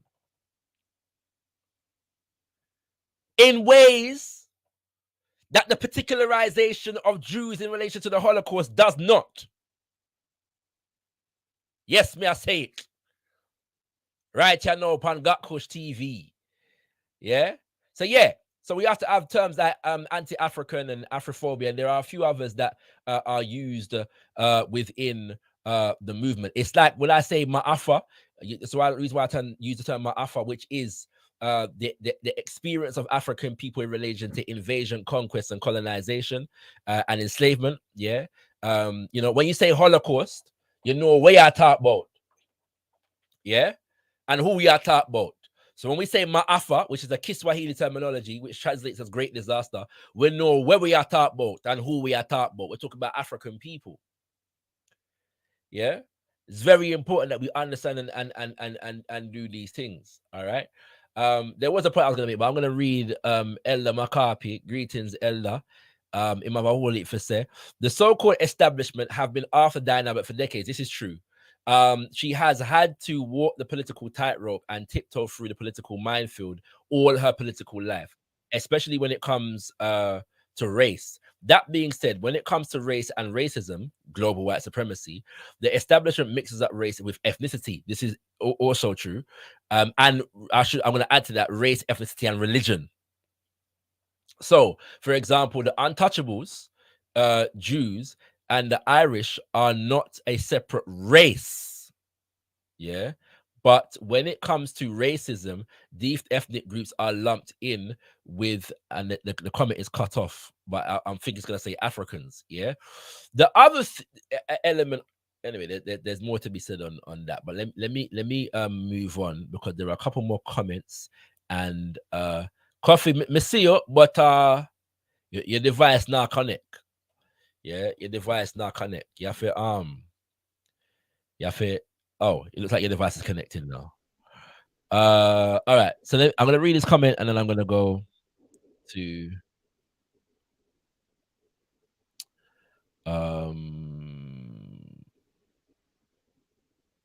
you know, ever said don't go back. Yeah, man. Set him. Just yeah, man. Come live, man. What you deal with? Deal with the live thing. Right, says, how are you defining systematic racism? Disparity equals discrimination to you. So this is another thing, right? This is another nonsense that comes out of this race report. Tahaka. Yeah, my dad. Right. So help me with this, because I'm forgetting the language, and you may be able to assist, right? But one of the talking points coming out of the race report a few years ago was something along the lines of disparity does not necessarily equal discrimination. Yeah. So the idea that basically when you see, like, for example, so and so a level of employment among black people and so level of employment among white people, with black people getting the short end of the stick, so to speak, this does not equal necessarily racial discrimination. There may be other factors, yeah. What's it called? Such as, what were the other factors? Class, and what else? What else was it? Can you remember? Oh, I remember class, location, or something like that. Yeah, class, location, and I can't remember if he said he tried to, diplomatically say culture. Basically, he didn't say. I don't think he used the word culture, but he did. It was sleight of hand, because that was the key difference between the Black African and the Black Caribbean, right? Yeah. So the Black Caribbean culture is somehow pathological, yeah, and produces unwanted outcomes, yeah. Whereas the Black African culture, somehow, is far more astute, yeah, and able to produce better out of the pit of them. Now, correct me if I'm wrong, Tahaka. In fact, you know what? Can you just explain, yeah, from your understanding, how immigration and recent migrations of black people affect these statistics? Yeah, I mean it's a simple question with a complex answer. Go ahead. I guess how it affects the statistics. Recent migrations, immigrant groups always tend to have, and also depending on where those immigrant. Sorry, me and myself. Depending on where those immigrant groups are coming from, class, background, etc., immigrant groups tend to always have a higher than average, generally speaking, higher than average than the general population of where they're coming from. Usually because for various reasons, and because of that, the data for those more recent groups tend to always look higher and tend to look better. As time goes on, when you look at sort of groups which are settled within those countries and settled within issues faced by those countries, those data starts to change and start to look different. And so the data that they looked at and the data that you used quite a lot of, the more recent data, it didn't really tend to separate between recent immigrants or immigrant British people as opposed to British born people, right? As long as they were British, they were British, if you get what I'm saying. And so, yeah. Yep, and my understanding is that for second and third generation Black African and Black Caribbean, the outcomes are more or less, there's parity. 100%, yeah. Right now, how would you explain that? Well, I'm coming to you, Coffee. The other aspect to this issue as well, yeah, is the fact that if disaggregation is that important, then why have they only disaggregated among lines that are convenient to them? Why them not disaggregate between Jamaican versus Bajan versus Trini versus Guadeloupe and Martinique? Why them not disaggregate between Nigeria versus Congo? Yeah, you know what I'm saying, versus Angola. Yeah, 100%. you know what I'm saying, versus Sudan versus Somalia. Yeah, why they not disaggregate between because they know that it's deliberate, because a significant number of, put it this way, Africans from Nigeria are well overrepresented in the migration, in the recent migration statistics. Yep. Yeah, and oftentimes those Africans from Nigeria come from a particular class demographic. Yep. That is not necessarily the case for Africans who migrate from Angola and Congo and Somalia, who migrate under different circumstances. Yeah. Yep. So why they not disaggregate with the whole and the something them? Why is it? It's a very convenient thing. Anyway, one Coffee. Yeah, great thing. You know. Go. I'll bring you after this talk. Go on. Yeah, but also listen to John Fire as usual, and your favorite enemy, the conservative industrial complex. I mean, no, the first. My favorite enemy is Western imperialism. Okay. In general, in all its forms. Yeah, I have no particular thing for the conservative industrial complex, except for the fact that this is the subject of the thing right about now. Okay. Yeah. All right. Two things. How would you guys explain the disparity between the first wave immigrant and then, as you guys said, the second and third generation? The statistics start to normalize, quote unquote, in terms of education outcomes, income outcomes, etc. Is the same argument you hear in America against the whole conservative notion of immigrants. The model minority immigrant proves that racism or systemic racism is not a barrier to progress, right? They argue that, yes, initially immigrants come because they're the best of the country that they live in, but when them eventually integrate into the country, second and third generation, the outcomes start to look like ordinary African American outcomes in terms of educational attainment and income. How would you guys explain that transition? How would you explain it, out of interest?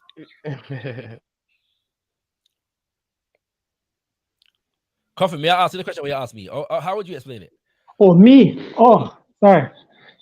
Well, it to me the best explanation is that second and third generation immigrants end up assimilating in the native culture, whether it's a Black American culture or even American culture, of not valuing education, of not valuing the work ethic, and so forth. Whereas Caribbean immigrants that go to foreign, especially the older Caribbean immigrants or the older generation, and they're coming from a conservative, traditional culture where work and educational attainment is seen as a key to success, even though you're going to have societal barriers, but it is a proof. It's proof of your whole your character that you can overcome those barriers to achieve against the odds, etc., etc. But nowadays, you find the culture in America and even in Britain kind of changing in terms of um, the whole idea that the barriers are so insurmountable that you need public policy to target different minority groups to help them overcome. So the whole Garveyite ethic of we can do it. Can we do it? Yes, we can do it despite the odds. That is now being replaced by, well, we can't really overcome because the barriers are too high, so therefore we need government policy. Coffee. When Garvey said, when the Garvey asked, "Can we do it?" What was the it he was referring to? Overcome the odds, liberation.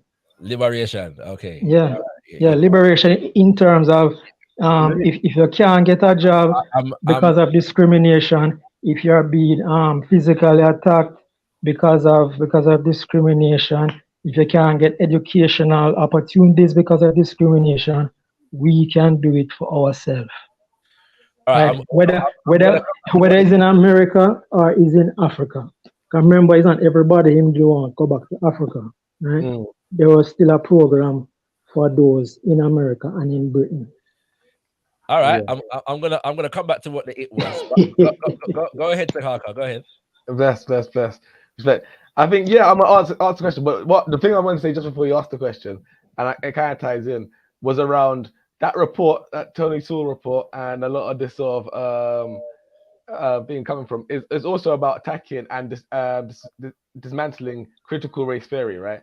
And now I'm not a critical race theorist. I think there are certain tools of critical race theory that are useful and that have been successful, particularly as this particular comment we're talking about, discrimination.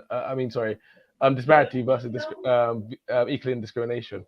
Critical race theory has been very good at sort of saying, okay, racism is much more subtle than abuse and the people being called names, and let's use scientific methods and use data to sort of look at and understand sort of differences and outcomes. And it is a scientific method and a scientific way of doing things, and I think this is why the right and the conservative complex have struggled so much, and that's why they've tried to find different ways, like you say, to cut data and convenient ways to cut the data, because they start saying the need for disaggregation, but then they don't go into full disaggregation. We know full well if you disaggregate the data fully, black women are going to end up right at the bottom. We know full well how the data cut. 100. And to say that is not to say that there are not other groups who are going to be somewhere in the region of us, right? 100%. You know what I'm saying? When Wagwan, when it comes to travel and them, I mean, one group that's not going to be where we are is the Jews. Like, I'm pretty, for the most part, I'm pretty sure about that, right? I've never seen any data that suggests that poverty rates, unemployment rates, educational underachievement, prison, etc., that the Jewish community is suffering these things on any disproportionate levels. What's it called? So I've never seen that. If that exists, please let me know. Study harder. But all on it, right? But when it comes to where was I gonna go with this? It's the part I was gonna make, it's gone out my head. Lord of mercy. So I was saying that's not saying that there are no other groups, that will be, but it's again to centralize and particularize our own experience. And when it comes to critical race theory, and I know you want to answer the question, Tarkus, I'm going to come back to you in a second.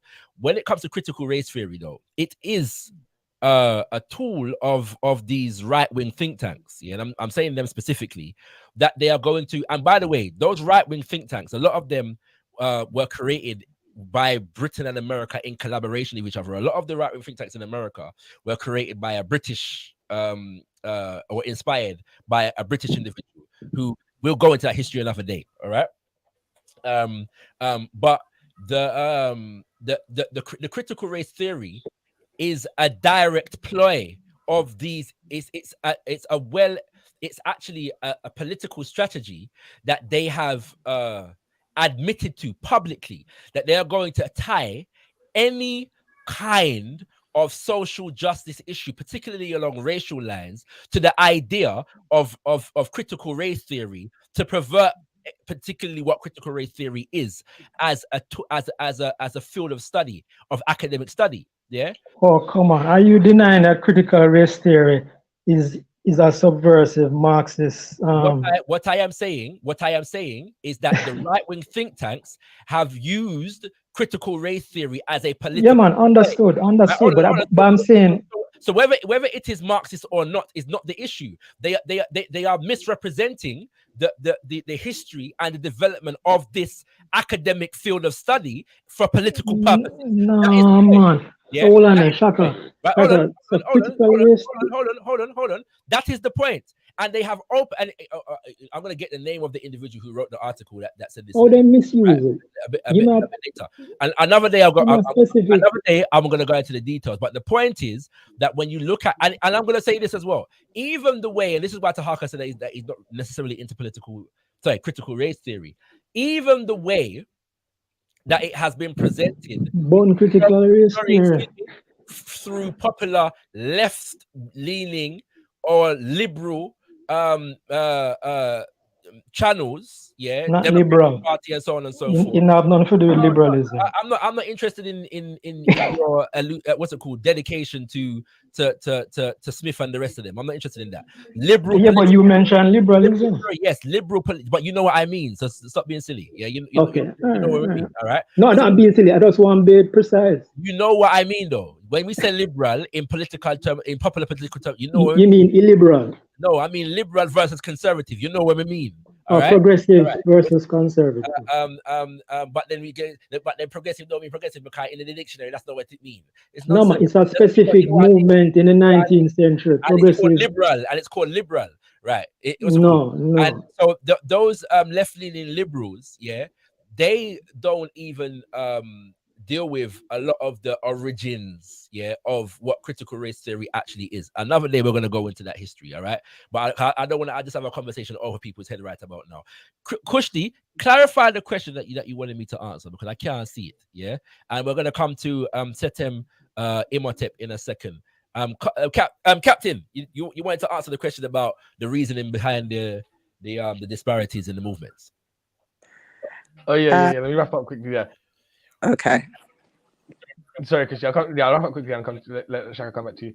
And Shaka answered this question as well, to be fair. But yeah, the disparity there, the reason for the disparity, the reality is middle class people coming from middle class backgrounds will generally tend statistically to do better than working class people from working class backgrounds in schools. There's definitely a attainment or achievement gap there, and that's generally based on access to resources, access to education, access to technology. Those three things basically will definitely determine how well you're able to do at school. And obviously being from a middle class background will mean that you're more likely to have access to those things. So therefore, immigrants who come from middle class backgrounds not only are more likely to have had access to those things at home in their home countries before they arrived, but they are also likely to have access to those things over here. And if not access things to those things over here, at least a cultural tradition where in which those things were normalized, education was normalized, etc. And this is all based on the research and the data that exists. And so when we look at the disparities between the recent immigrants, as based on the groups there, we could see their reasons. Now, why do these groups tend not to take issue with racism? Well, generally speaking, it is down to culture from qualitative research from what we saw. So very similar to the Windrush generation, my grandparents' generation, etc. I talk to my grandparents even to this day, and they would have a certain view and attitude towards racism, accepting that it's there, but accepting that it's just a part and a fact of life. When you talk to generations who are more settled, there's a more of a rebellious attitude, which is, I'm not going to accept this as a part of my life. The disrespect I saw my parents withstand. We're not dealing with that. Yeah. We're not take that. Well, there's a difference between rebellious and victimhood.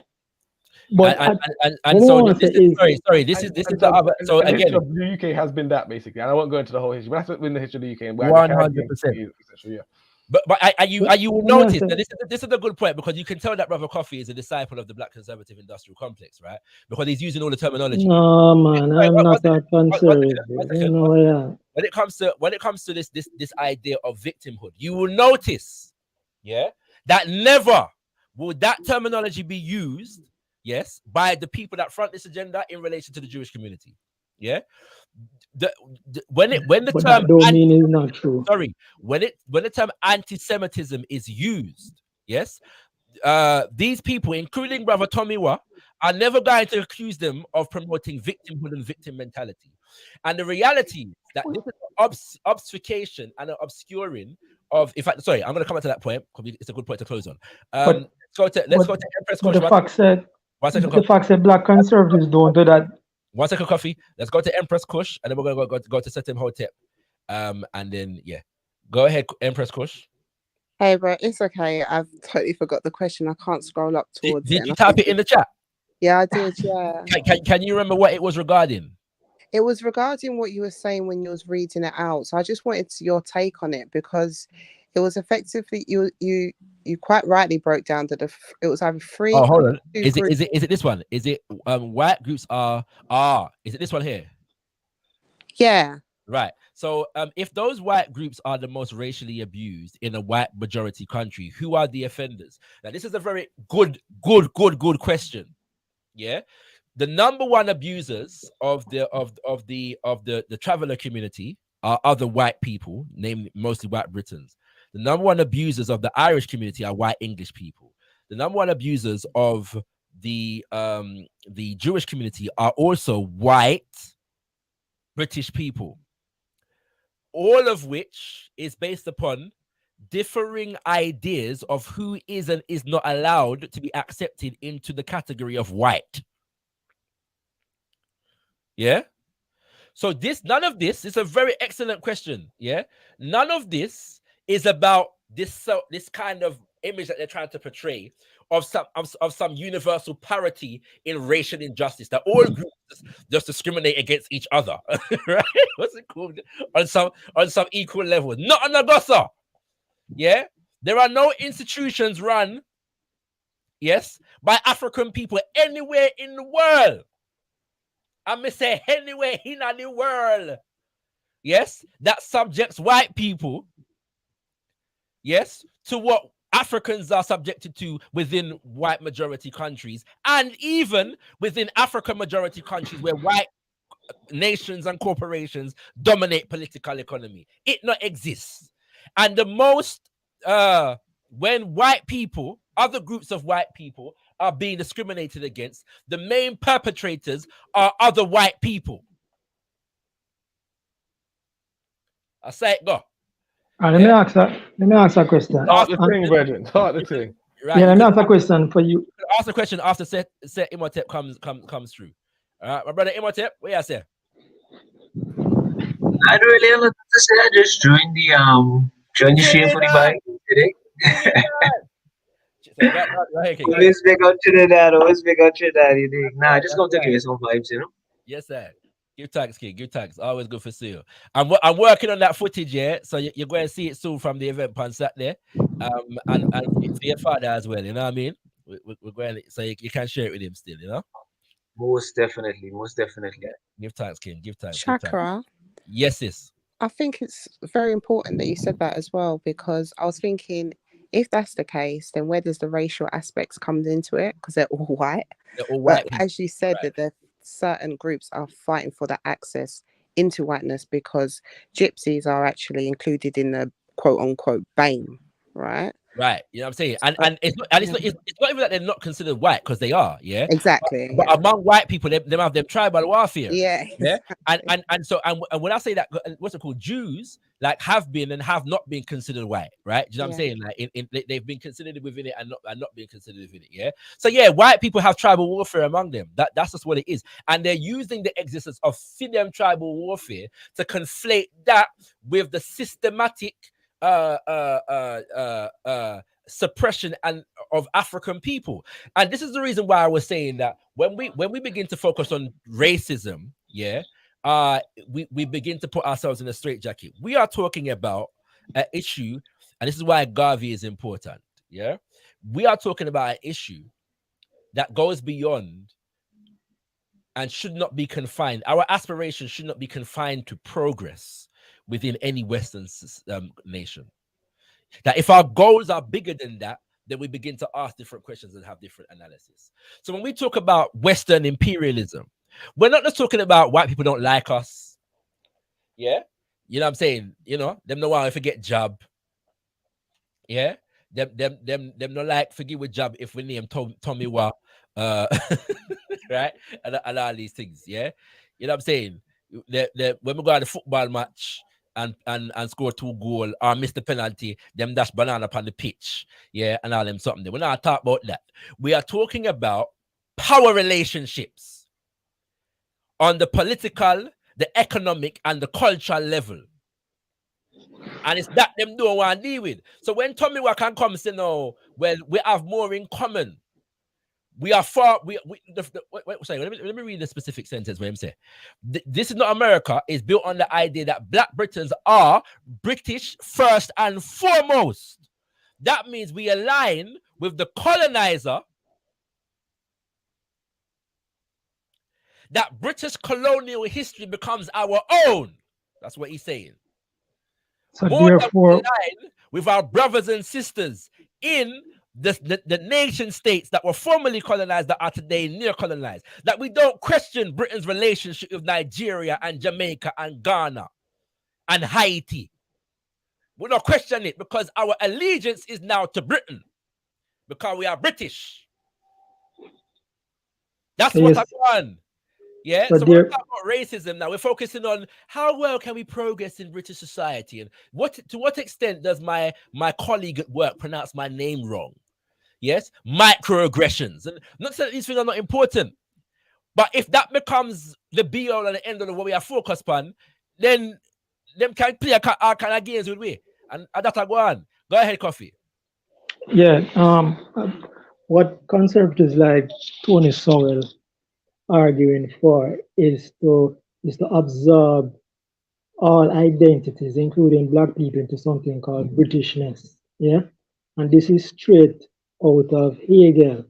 The point I was making with the lecture on liberalism is the whole idea of forcing everybody to join one unified organic whole under the state is coming from Hegel. So the conservatives would be right-wing Hegelians, and the leftists would be left-wing Hegelians. They all want to deny everybody their own unique path or identity for so-called Britishness or Americanness or even Jamaicanness. Yeah.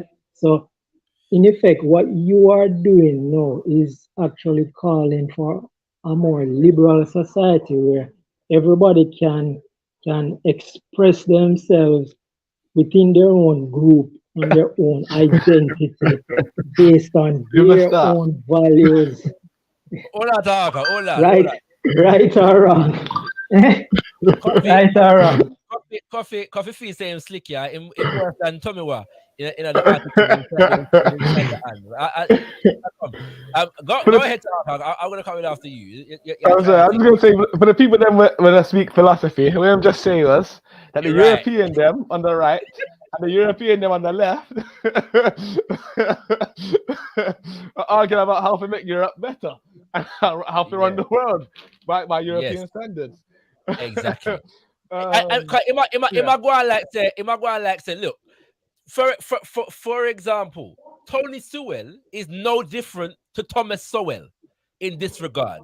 Thomas Sowell is an American first Black man, yeah, that believes that Black Americans are more American than they are anything else and are politically and socially and economically aligned to the state of America. But Thomas Sowell did not say. Hold on, 1 second. Yes, he has. 1 second. His advocacy of free market fundamentalism makes him no less an American. His advocacy of free market. His advocacy of free market fundamentalism didn't make him any less inclined to demand that Barack Obama work towards making sure that the Iranians are not able, to develop a nuclear weapon. Yeah, him never said, well, the principles of free market fundamentalism mean that the market dictate that if they want a nuclear weapon and can develop it, then they're free to do so. Not so.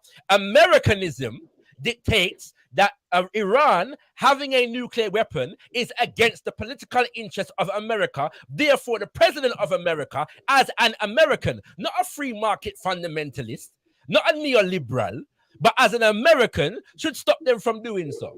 And that's one. Yeah, so there's no difference between Thomas Sowell and Tony Sewell. That's why. Okay, so the difference, is it's as though the ancestors wanted us to identify that they're the same person, so them give them name that sound almost the same. The same, right? Good. All right. So the difference between Thomas Sowell and then wise, yes. Go ahead. The difference between Sowell and Sewell, or what name? Sewell, Tony Sewell. There is no difference. The difference is the difference is, whereas Sowell wants, as a conservative, wants black people to identify with Britishness.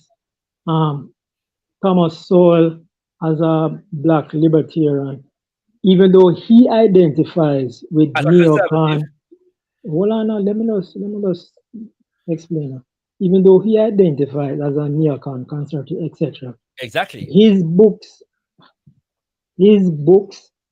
and from what I've been listening to him over the years, he's not saying that black people must identify with Americanness. He's saying that in a liberal society, in a free market society, you have the freedom to identify with whoever you want to identify, but you don't have the freedom to force other people to identify with it.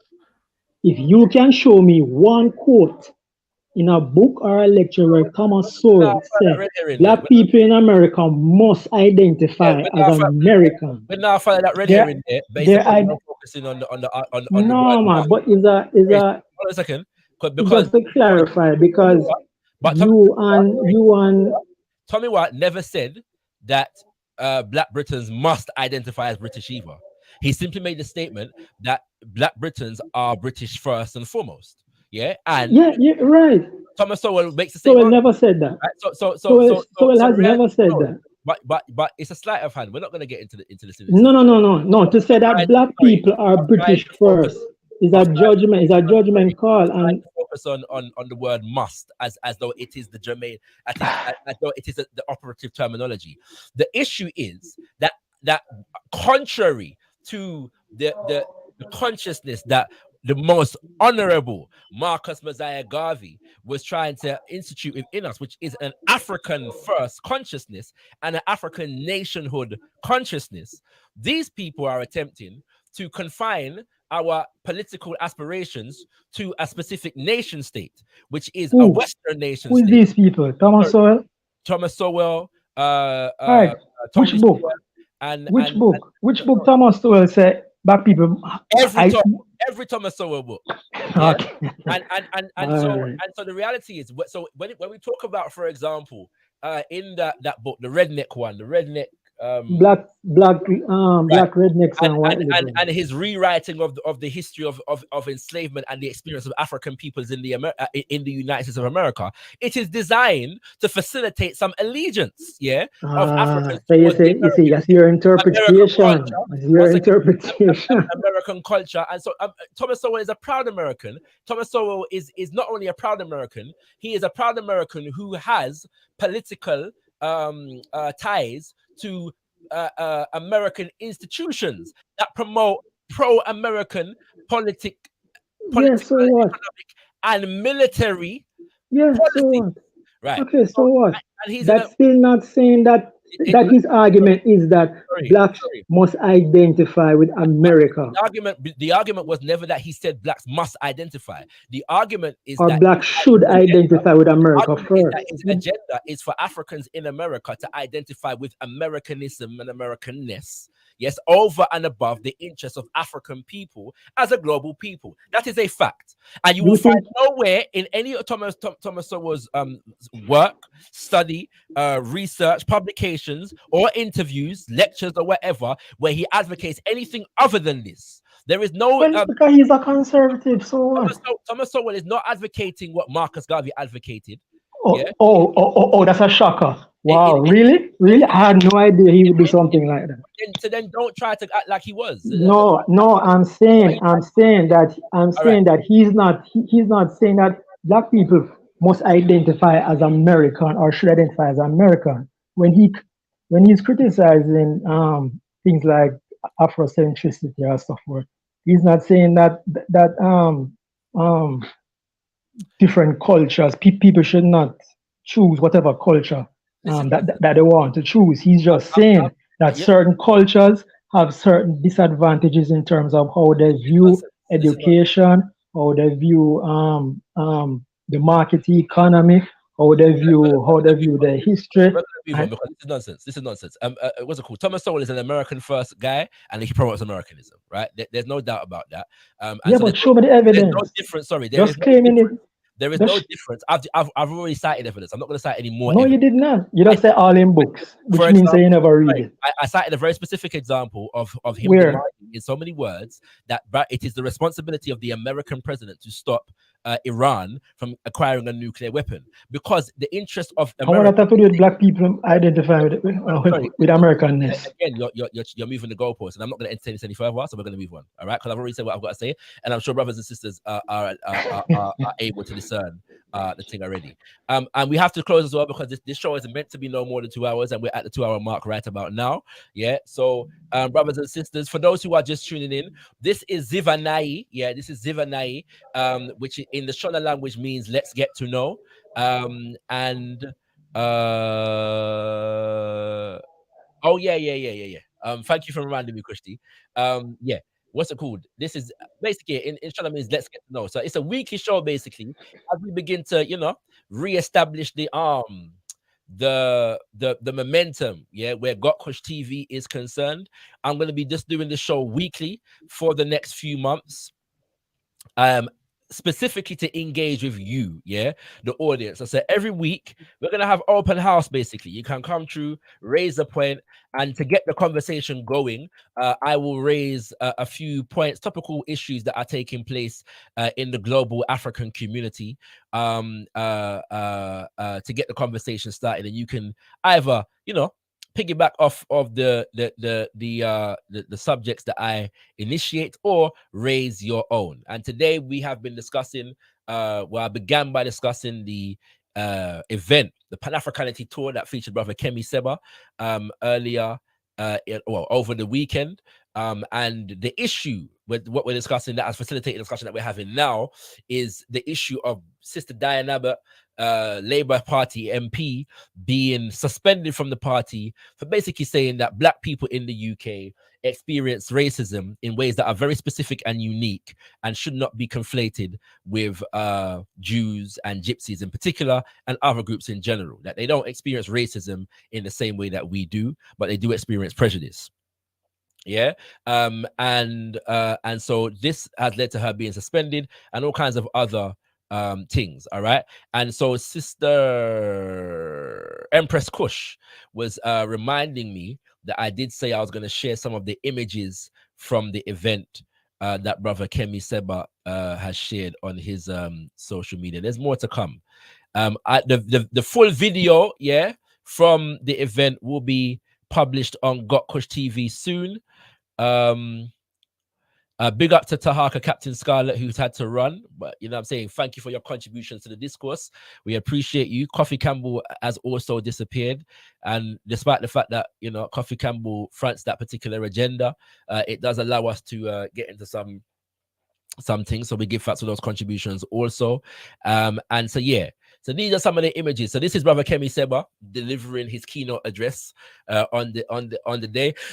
And I encourage brothers and sisters to check out the Kemi Seba speech that was delivered in 2019 on gotkushTV. The search Kemi Seba live in London, part 1, and something will come up. Yeah, so feel free to do that. The full speech plus the Q&A is there, you know what I'm saying? And yeah, you know what I'm saying? So, this is the book, yeah, on the stall and everything there. And we have my copyright right, yes, sir. Yeah. Oh, hold on there. So yeah, this is the audience. Yeah, as you can see, the house was full. Yeah, the Bridge Park Community Complex was full. Tahaka, who was just on the panel, is somewhere around Yassa, behind this head Yassa.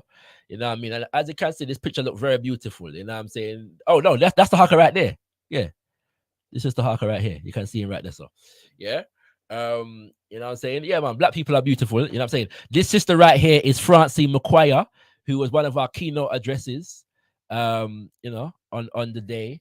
And yeah, she delivered, so not keynote addresses, one of our solidarity messages. This whole, everybody on her right is like my family. So this is Auntie Amitai. This is my uncle Olatunji. That's my father, Brother Leader Bandaka. My uncle Mawali is somewhere over there as well.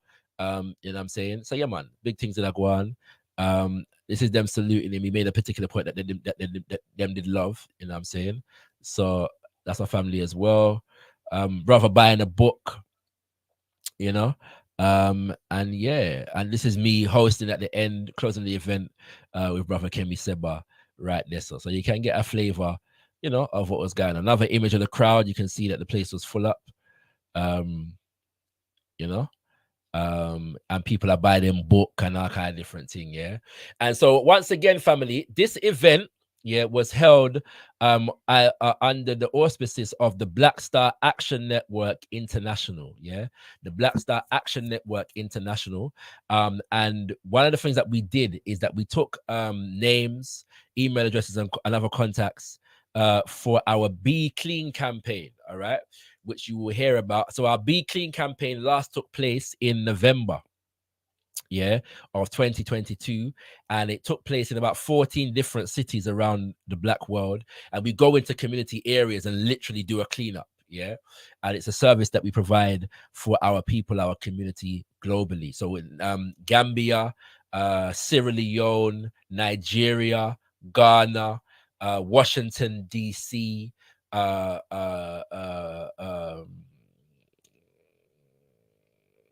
somewhere in Florida, I forget where, New York, I don't think, was there Atlanta? Somewhere else on the West Coast as well. I forget where it was, but somewhere on the West Coast of America, yeah. And we were supposed to do London and Birmingham, but it didn't quite happen. But we're doing Birmingham in July, yeah. And so do stay tuned for more information, because we'll be looking for volunteers and brothers and sisters who want to take part in the program. What we will be doing is traveling to Birmingham to visit the Organization of Black Unity up there and the Marcus Garvey Nursery. The Marcus Garvey Nursery, which the building is already exists, has a garden, yeah, which needs clearing and renovating, so that the children that are going to be housed in the Marcus Garvey Nursery are able to do lessons in agriculture and practical work in agriculture. Okay, and so we're going to go up there and do that work, yeah. And so stay tuned for more information on that. We will also be doing fundraisers for the Tools to Seize program, which is an agricultural program that is running in Sierra Leone currently, soon to be replicated elsewhere, but at the moment it's in Sierra Leone, which is about basically facilitating, one, biodiversity, and two, creating agricultural, providing indigenous people groups, yeah, in Sierra Leone with tools and seeds that are needed to basically cultivate larger expanses of land, and also generate markets, yeah, for what is produced on that land, yeah, for those communities among Africans around the world, yeah. It's a very, very powerful program, and so we're going to be looking at doing more work on that soon come, yeah. I also want to let you know that if you're in London, or in the UK, in fact, yeah, every month the Al-Kebla Revivalist Movement, which is an organization into which I was born and raised, host Shumira, which is our African spiritual worship. And I have the pleasure of delivering the keynote address at the upcoming Shumira, which is our African Liberation Day special, yeah. And the subject is Uhuru Udongo, free up the land, yeah. So it's a ritual and spiritual occasion, but there's always a message, yeah. I'm trying to find the flyer for you so I can show it to Ono, but that doesn't seem to be cooperating with me at the moment. All on there. But yeah, check out alkebulan.org for more information where that is concerned. That's ALKEBULAN .org for more information. Yeah, it's going to be a serious one.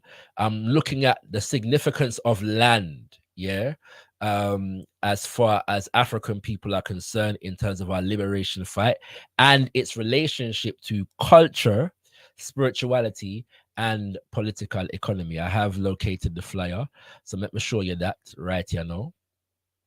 Let me show you that. Wait, then no. Wait, then no. Wait, then no. Yep. Okay. So come true, kings and queens. Yeah. Alkebleland.org. I'm gonna put that in the chat for Uno as well. Alkebleland.org. Yeah. And if you're not in London, the video, yeah, will be up soon. Yeah, the video will be up soon. Okay. Well, after the obviously after the thing done. Yeah. Now I did say I was going to talk about very quickly when Marcus Garvey said, "Can we do it?" Yeah. What was he referring to? Let me read this for you. Yeah. He says, "Any leadership that teaches you to depend upon another race is a leadership that will enslave you. Any leadership that teaches you to depend upon another race is a leadership that will enslave you. They gave leadership to our foreparents, and that leadership made them slaves. But we have decided to find a leadership of our own, to make ourselves free men. Our great scholars have advanced through the colleges and universities, have thrown away that should say, I'm sure that should say blasted record. Yeah. Babylon did it. Assyria did it. France under Napoleon did it. Germany under Prince von Bismarck did it. England did it. America under George Washington did it. Yeah. So what he's dealing with here is all of these groups and empires and nations that establish nationhood. Yes. And an identity with their nationhood, or their identity inspired them to develop nationhood. Okay. Then he says, Africa with 400 million black people can do it. So this one, no airy fairy nebulous, we can overcome adversity. No. Yeah. No. Yeah. No. No, he was specifically speaking about Africa with 400 million black people can do it. He said, if, yeah, he said, if you cannot do it, if you are not prepared to do it, then you will die.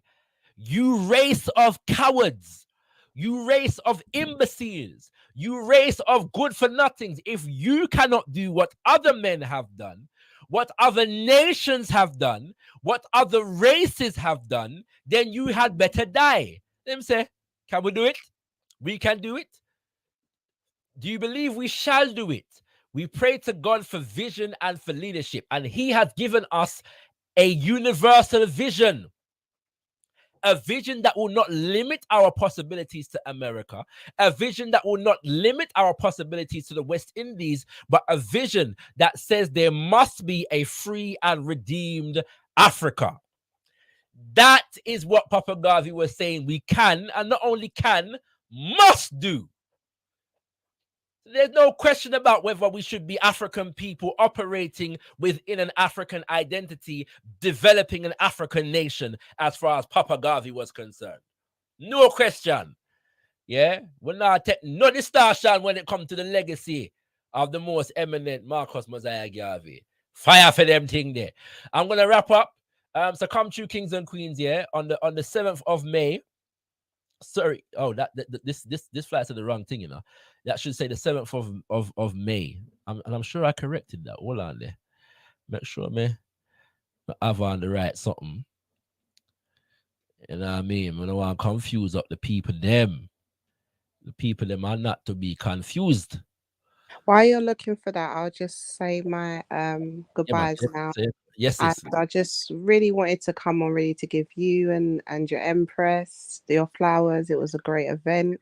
It was very powerful.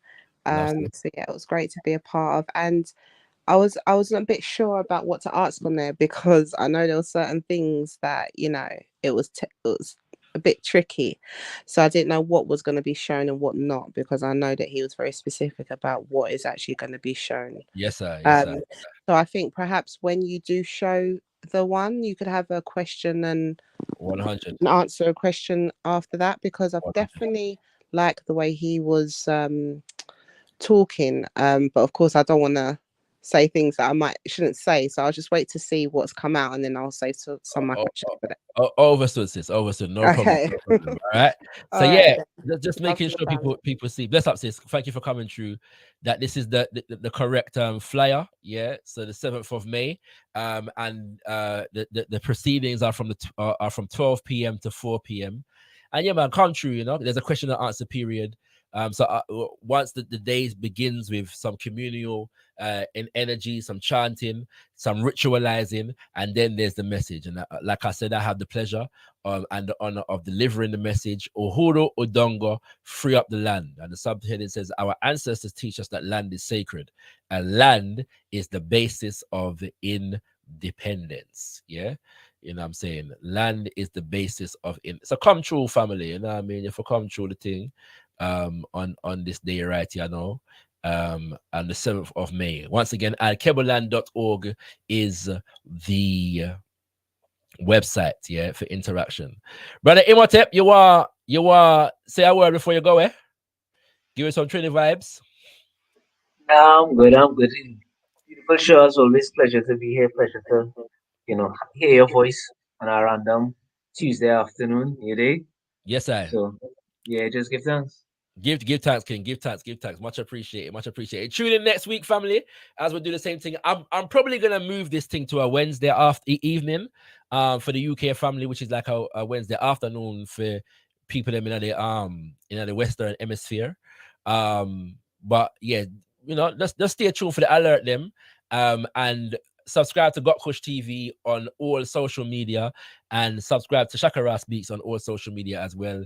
You will find the things them, yeah, where you need them to come true. All right, family, you know what I mean? It has been a good conversation. There's more to be said on these things, you know. No make Babylon fool, I should say, no make Rome fool, no. Yeah? No make Rome fool, no. Everything where them I do is to maintain their geopolitical hegemony. Sometimes that's going to come in the name of Western nationalism. Sometimes it's going to come in the name of free market economy. Sometimes it's going to come in the name of development, yeah, and progress. Sometimes it's going to come in the name of the United Nations, yeah, and human rights. All of it, as far as I am concerned, is about maintaining Western domination and hegemony. As Papa Garvey said, any leadership that teaches you to depend upon another race is a leadership that will enslave you. And let us be very careful and mindful of the Africans among us, yeah, who are willing to front this agenda. And we need to form a significant analysis, yeah, that is able to withstand and clarify where them really are do. And so I hope brothers and sisters have gotten something from the conversation today. If just tune in, feel free to watch it back after we're done. 10-9 Mwadi, be thankful unto the Mother, Father, Creative Life Force of the Universe. Kozai, Modzimo Mokoro, give praises unto our great ancestors, because our ancestors are worthy to be praised. Abibi Tomi, Abibi Fahodi, African liberation and African power. My brother also talked. People share. Mina bakabusi nengre, mine bele obiama. Mina bakabusi nengre, me fele sama. Mina bakabusi nengre, mine bele obiama. Mina bakabusi nengre, me fele sama. Mina bakabusi nengre, mine bele obiama. Mina bakabusi nengre, me fele sama. Mina bakabusi nengre, mine bele obiama. Mina bakabusi nengre.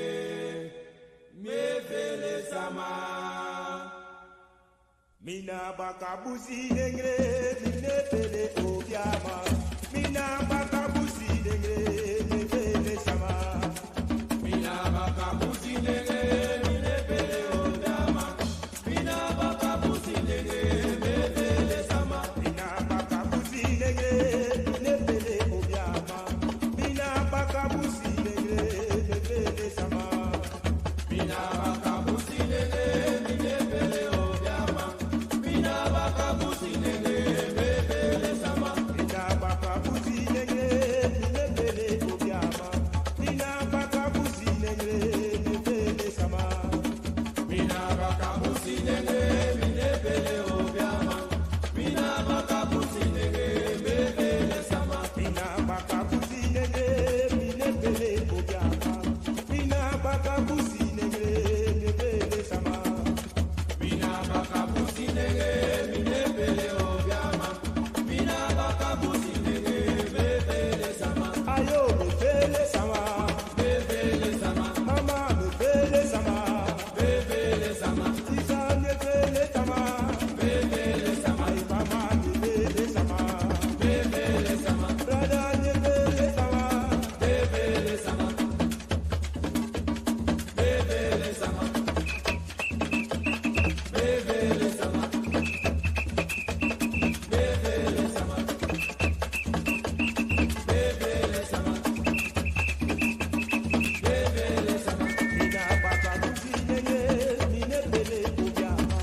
Mina bakabusi nengre, mine pele sama. Mina bakabusi nengre, mine pele obiama. Mina bakabusi nengre, mine pele sama. Mina bakabusi nengre, mine pele obiama. Mina bakabusi nengre, mine pele sama. Mina bakabusi nengre, mine pele obiama. Mina bakabusi nengre, mine pele sama. Mina bakabusi nengre, mine pele obiama. Mina bakabusi nengre, mine pele sama. Mina bakabusi nengre, mine pele obiama. Mina bakabusi nengre, mine pele sama. Ayo me pele sama, Mine pele sama, mama me pele sama, mine pele sama, tita me pele sama, mine pele sama, mama me pele sama, mine pele sama, me pele sama. mine pele sama. Mina bakabusi nengre, mine pele obiama.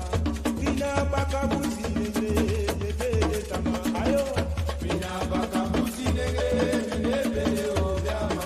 Mina bakabusi nengre, mine pele sama, Ayo me pele sama, mine pele sama, mama me pele sama, mine pele sama, tita me pele sama, mine pele sama, mama me pele sama, mine pele sama, mama me pele sama, mine pele sama, tita me pele sama.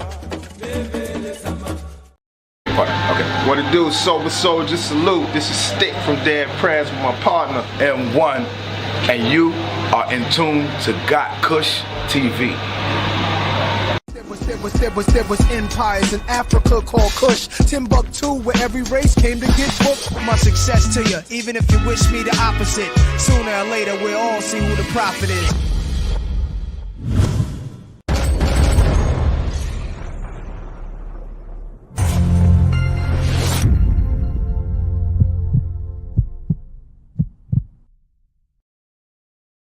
Achomi na ajele gbojo kwe ni biane nyenko gotkushTV nyeyiradon. My name is Na Ajele Gbojo Kwe, and right now you're watching gotkushTV. Thank you.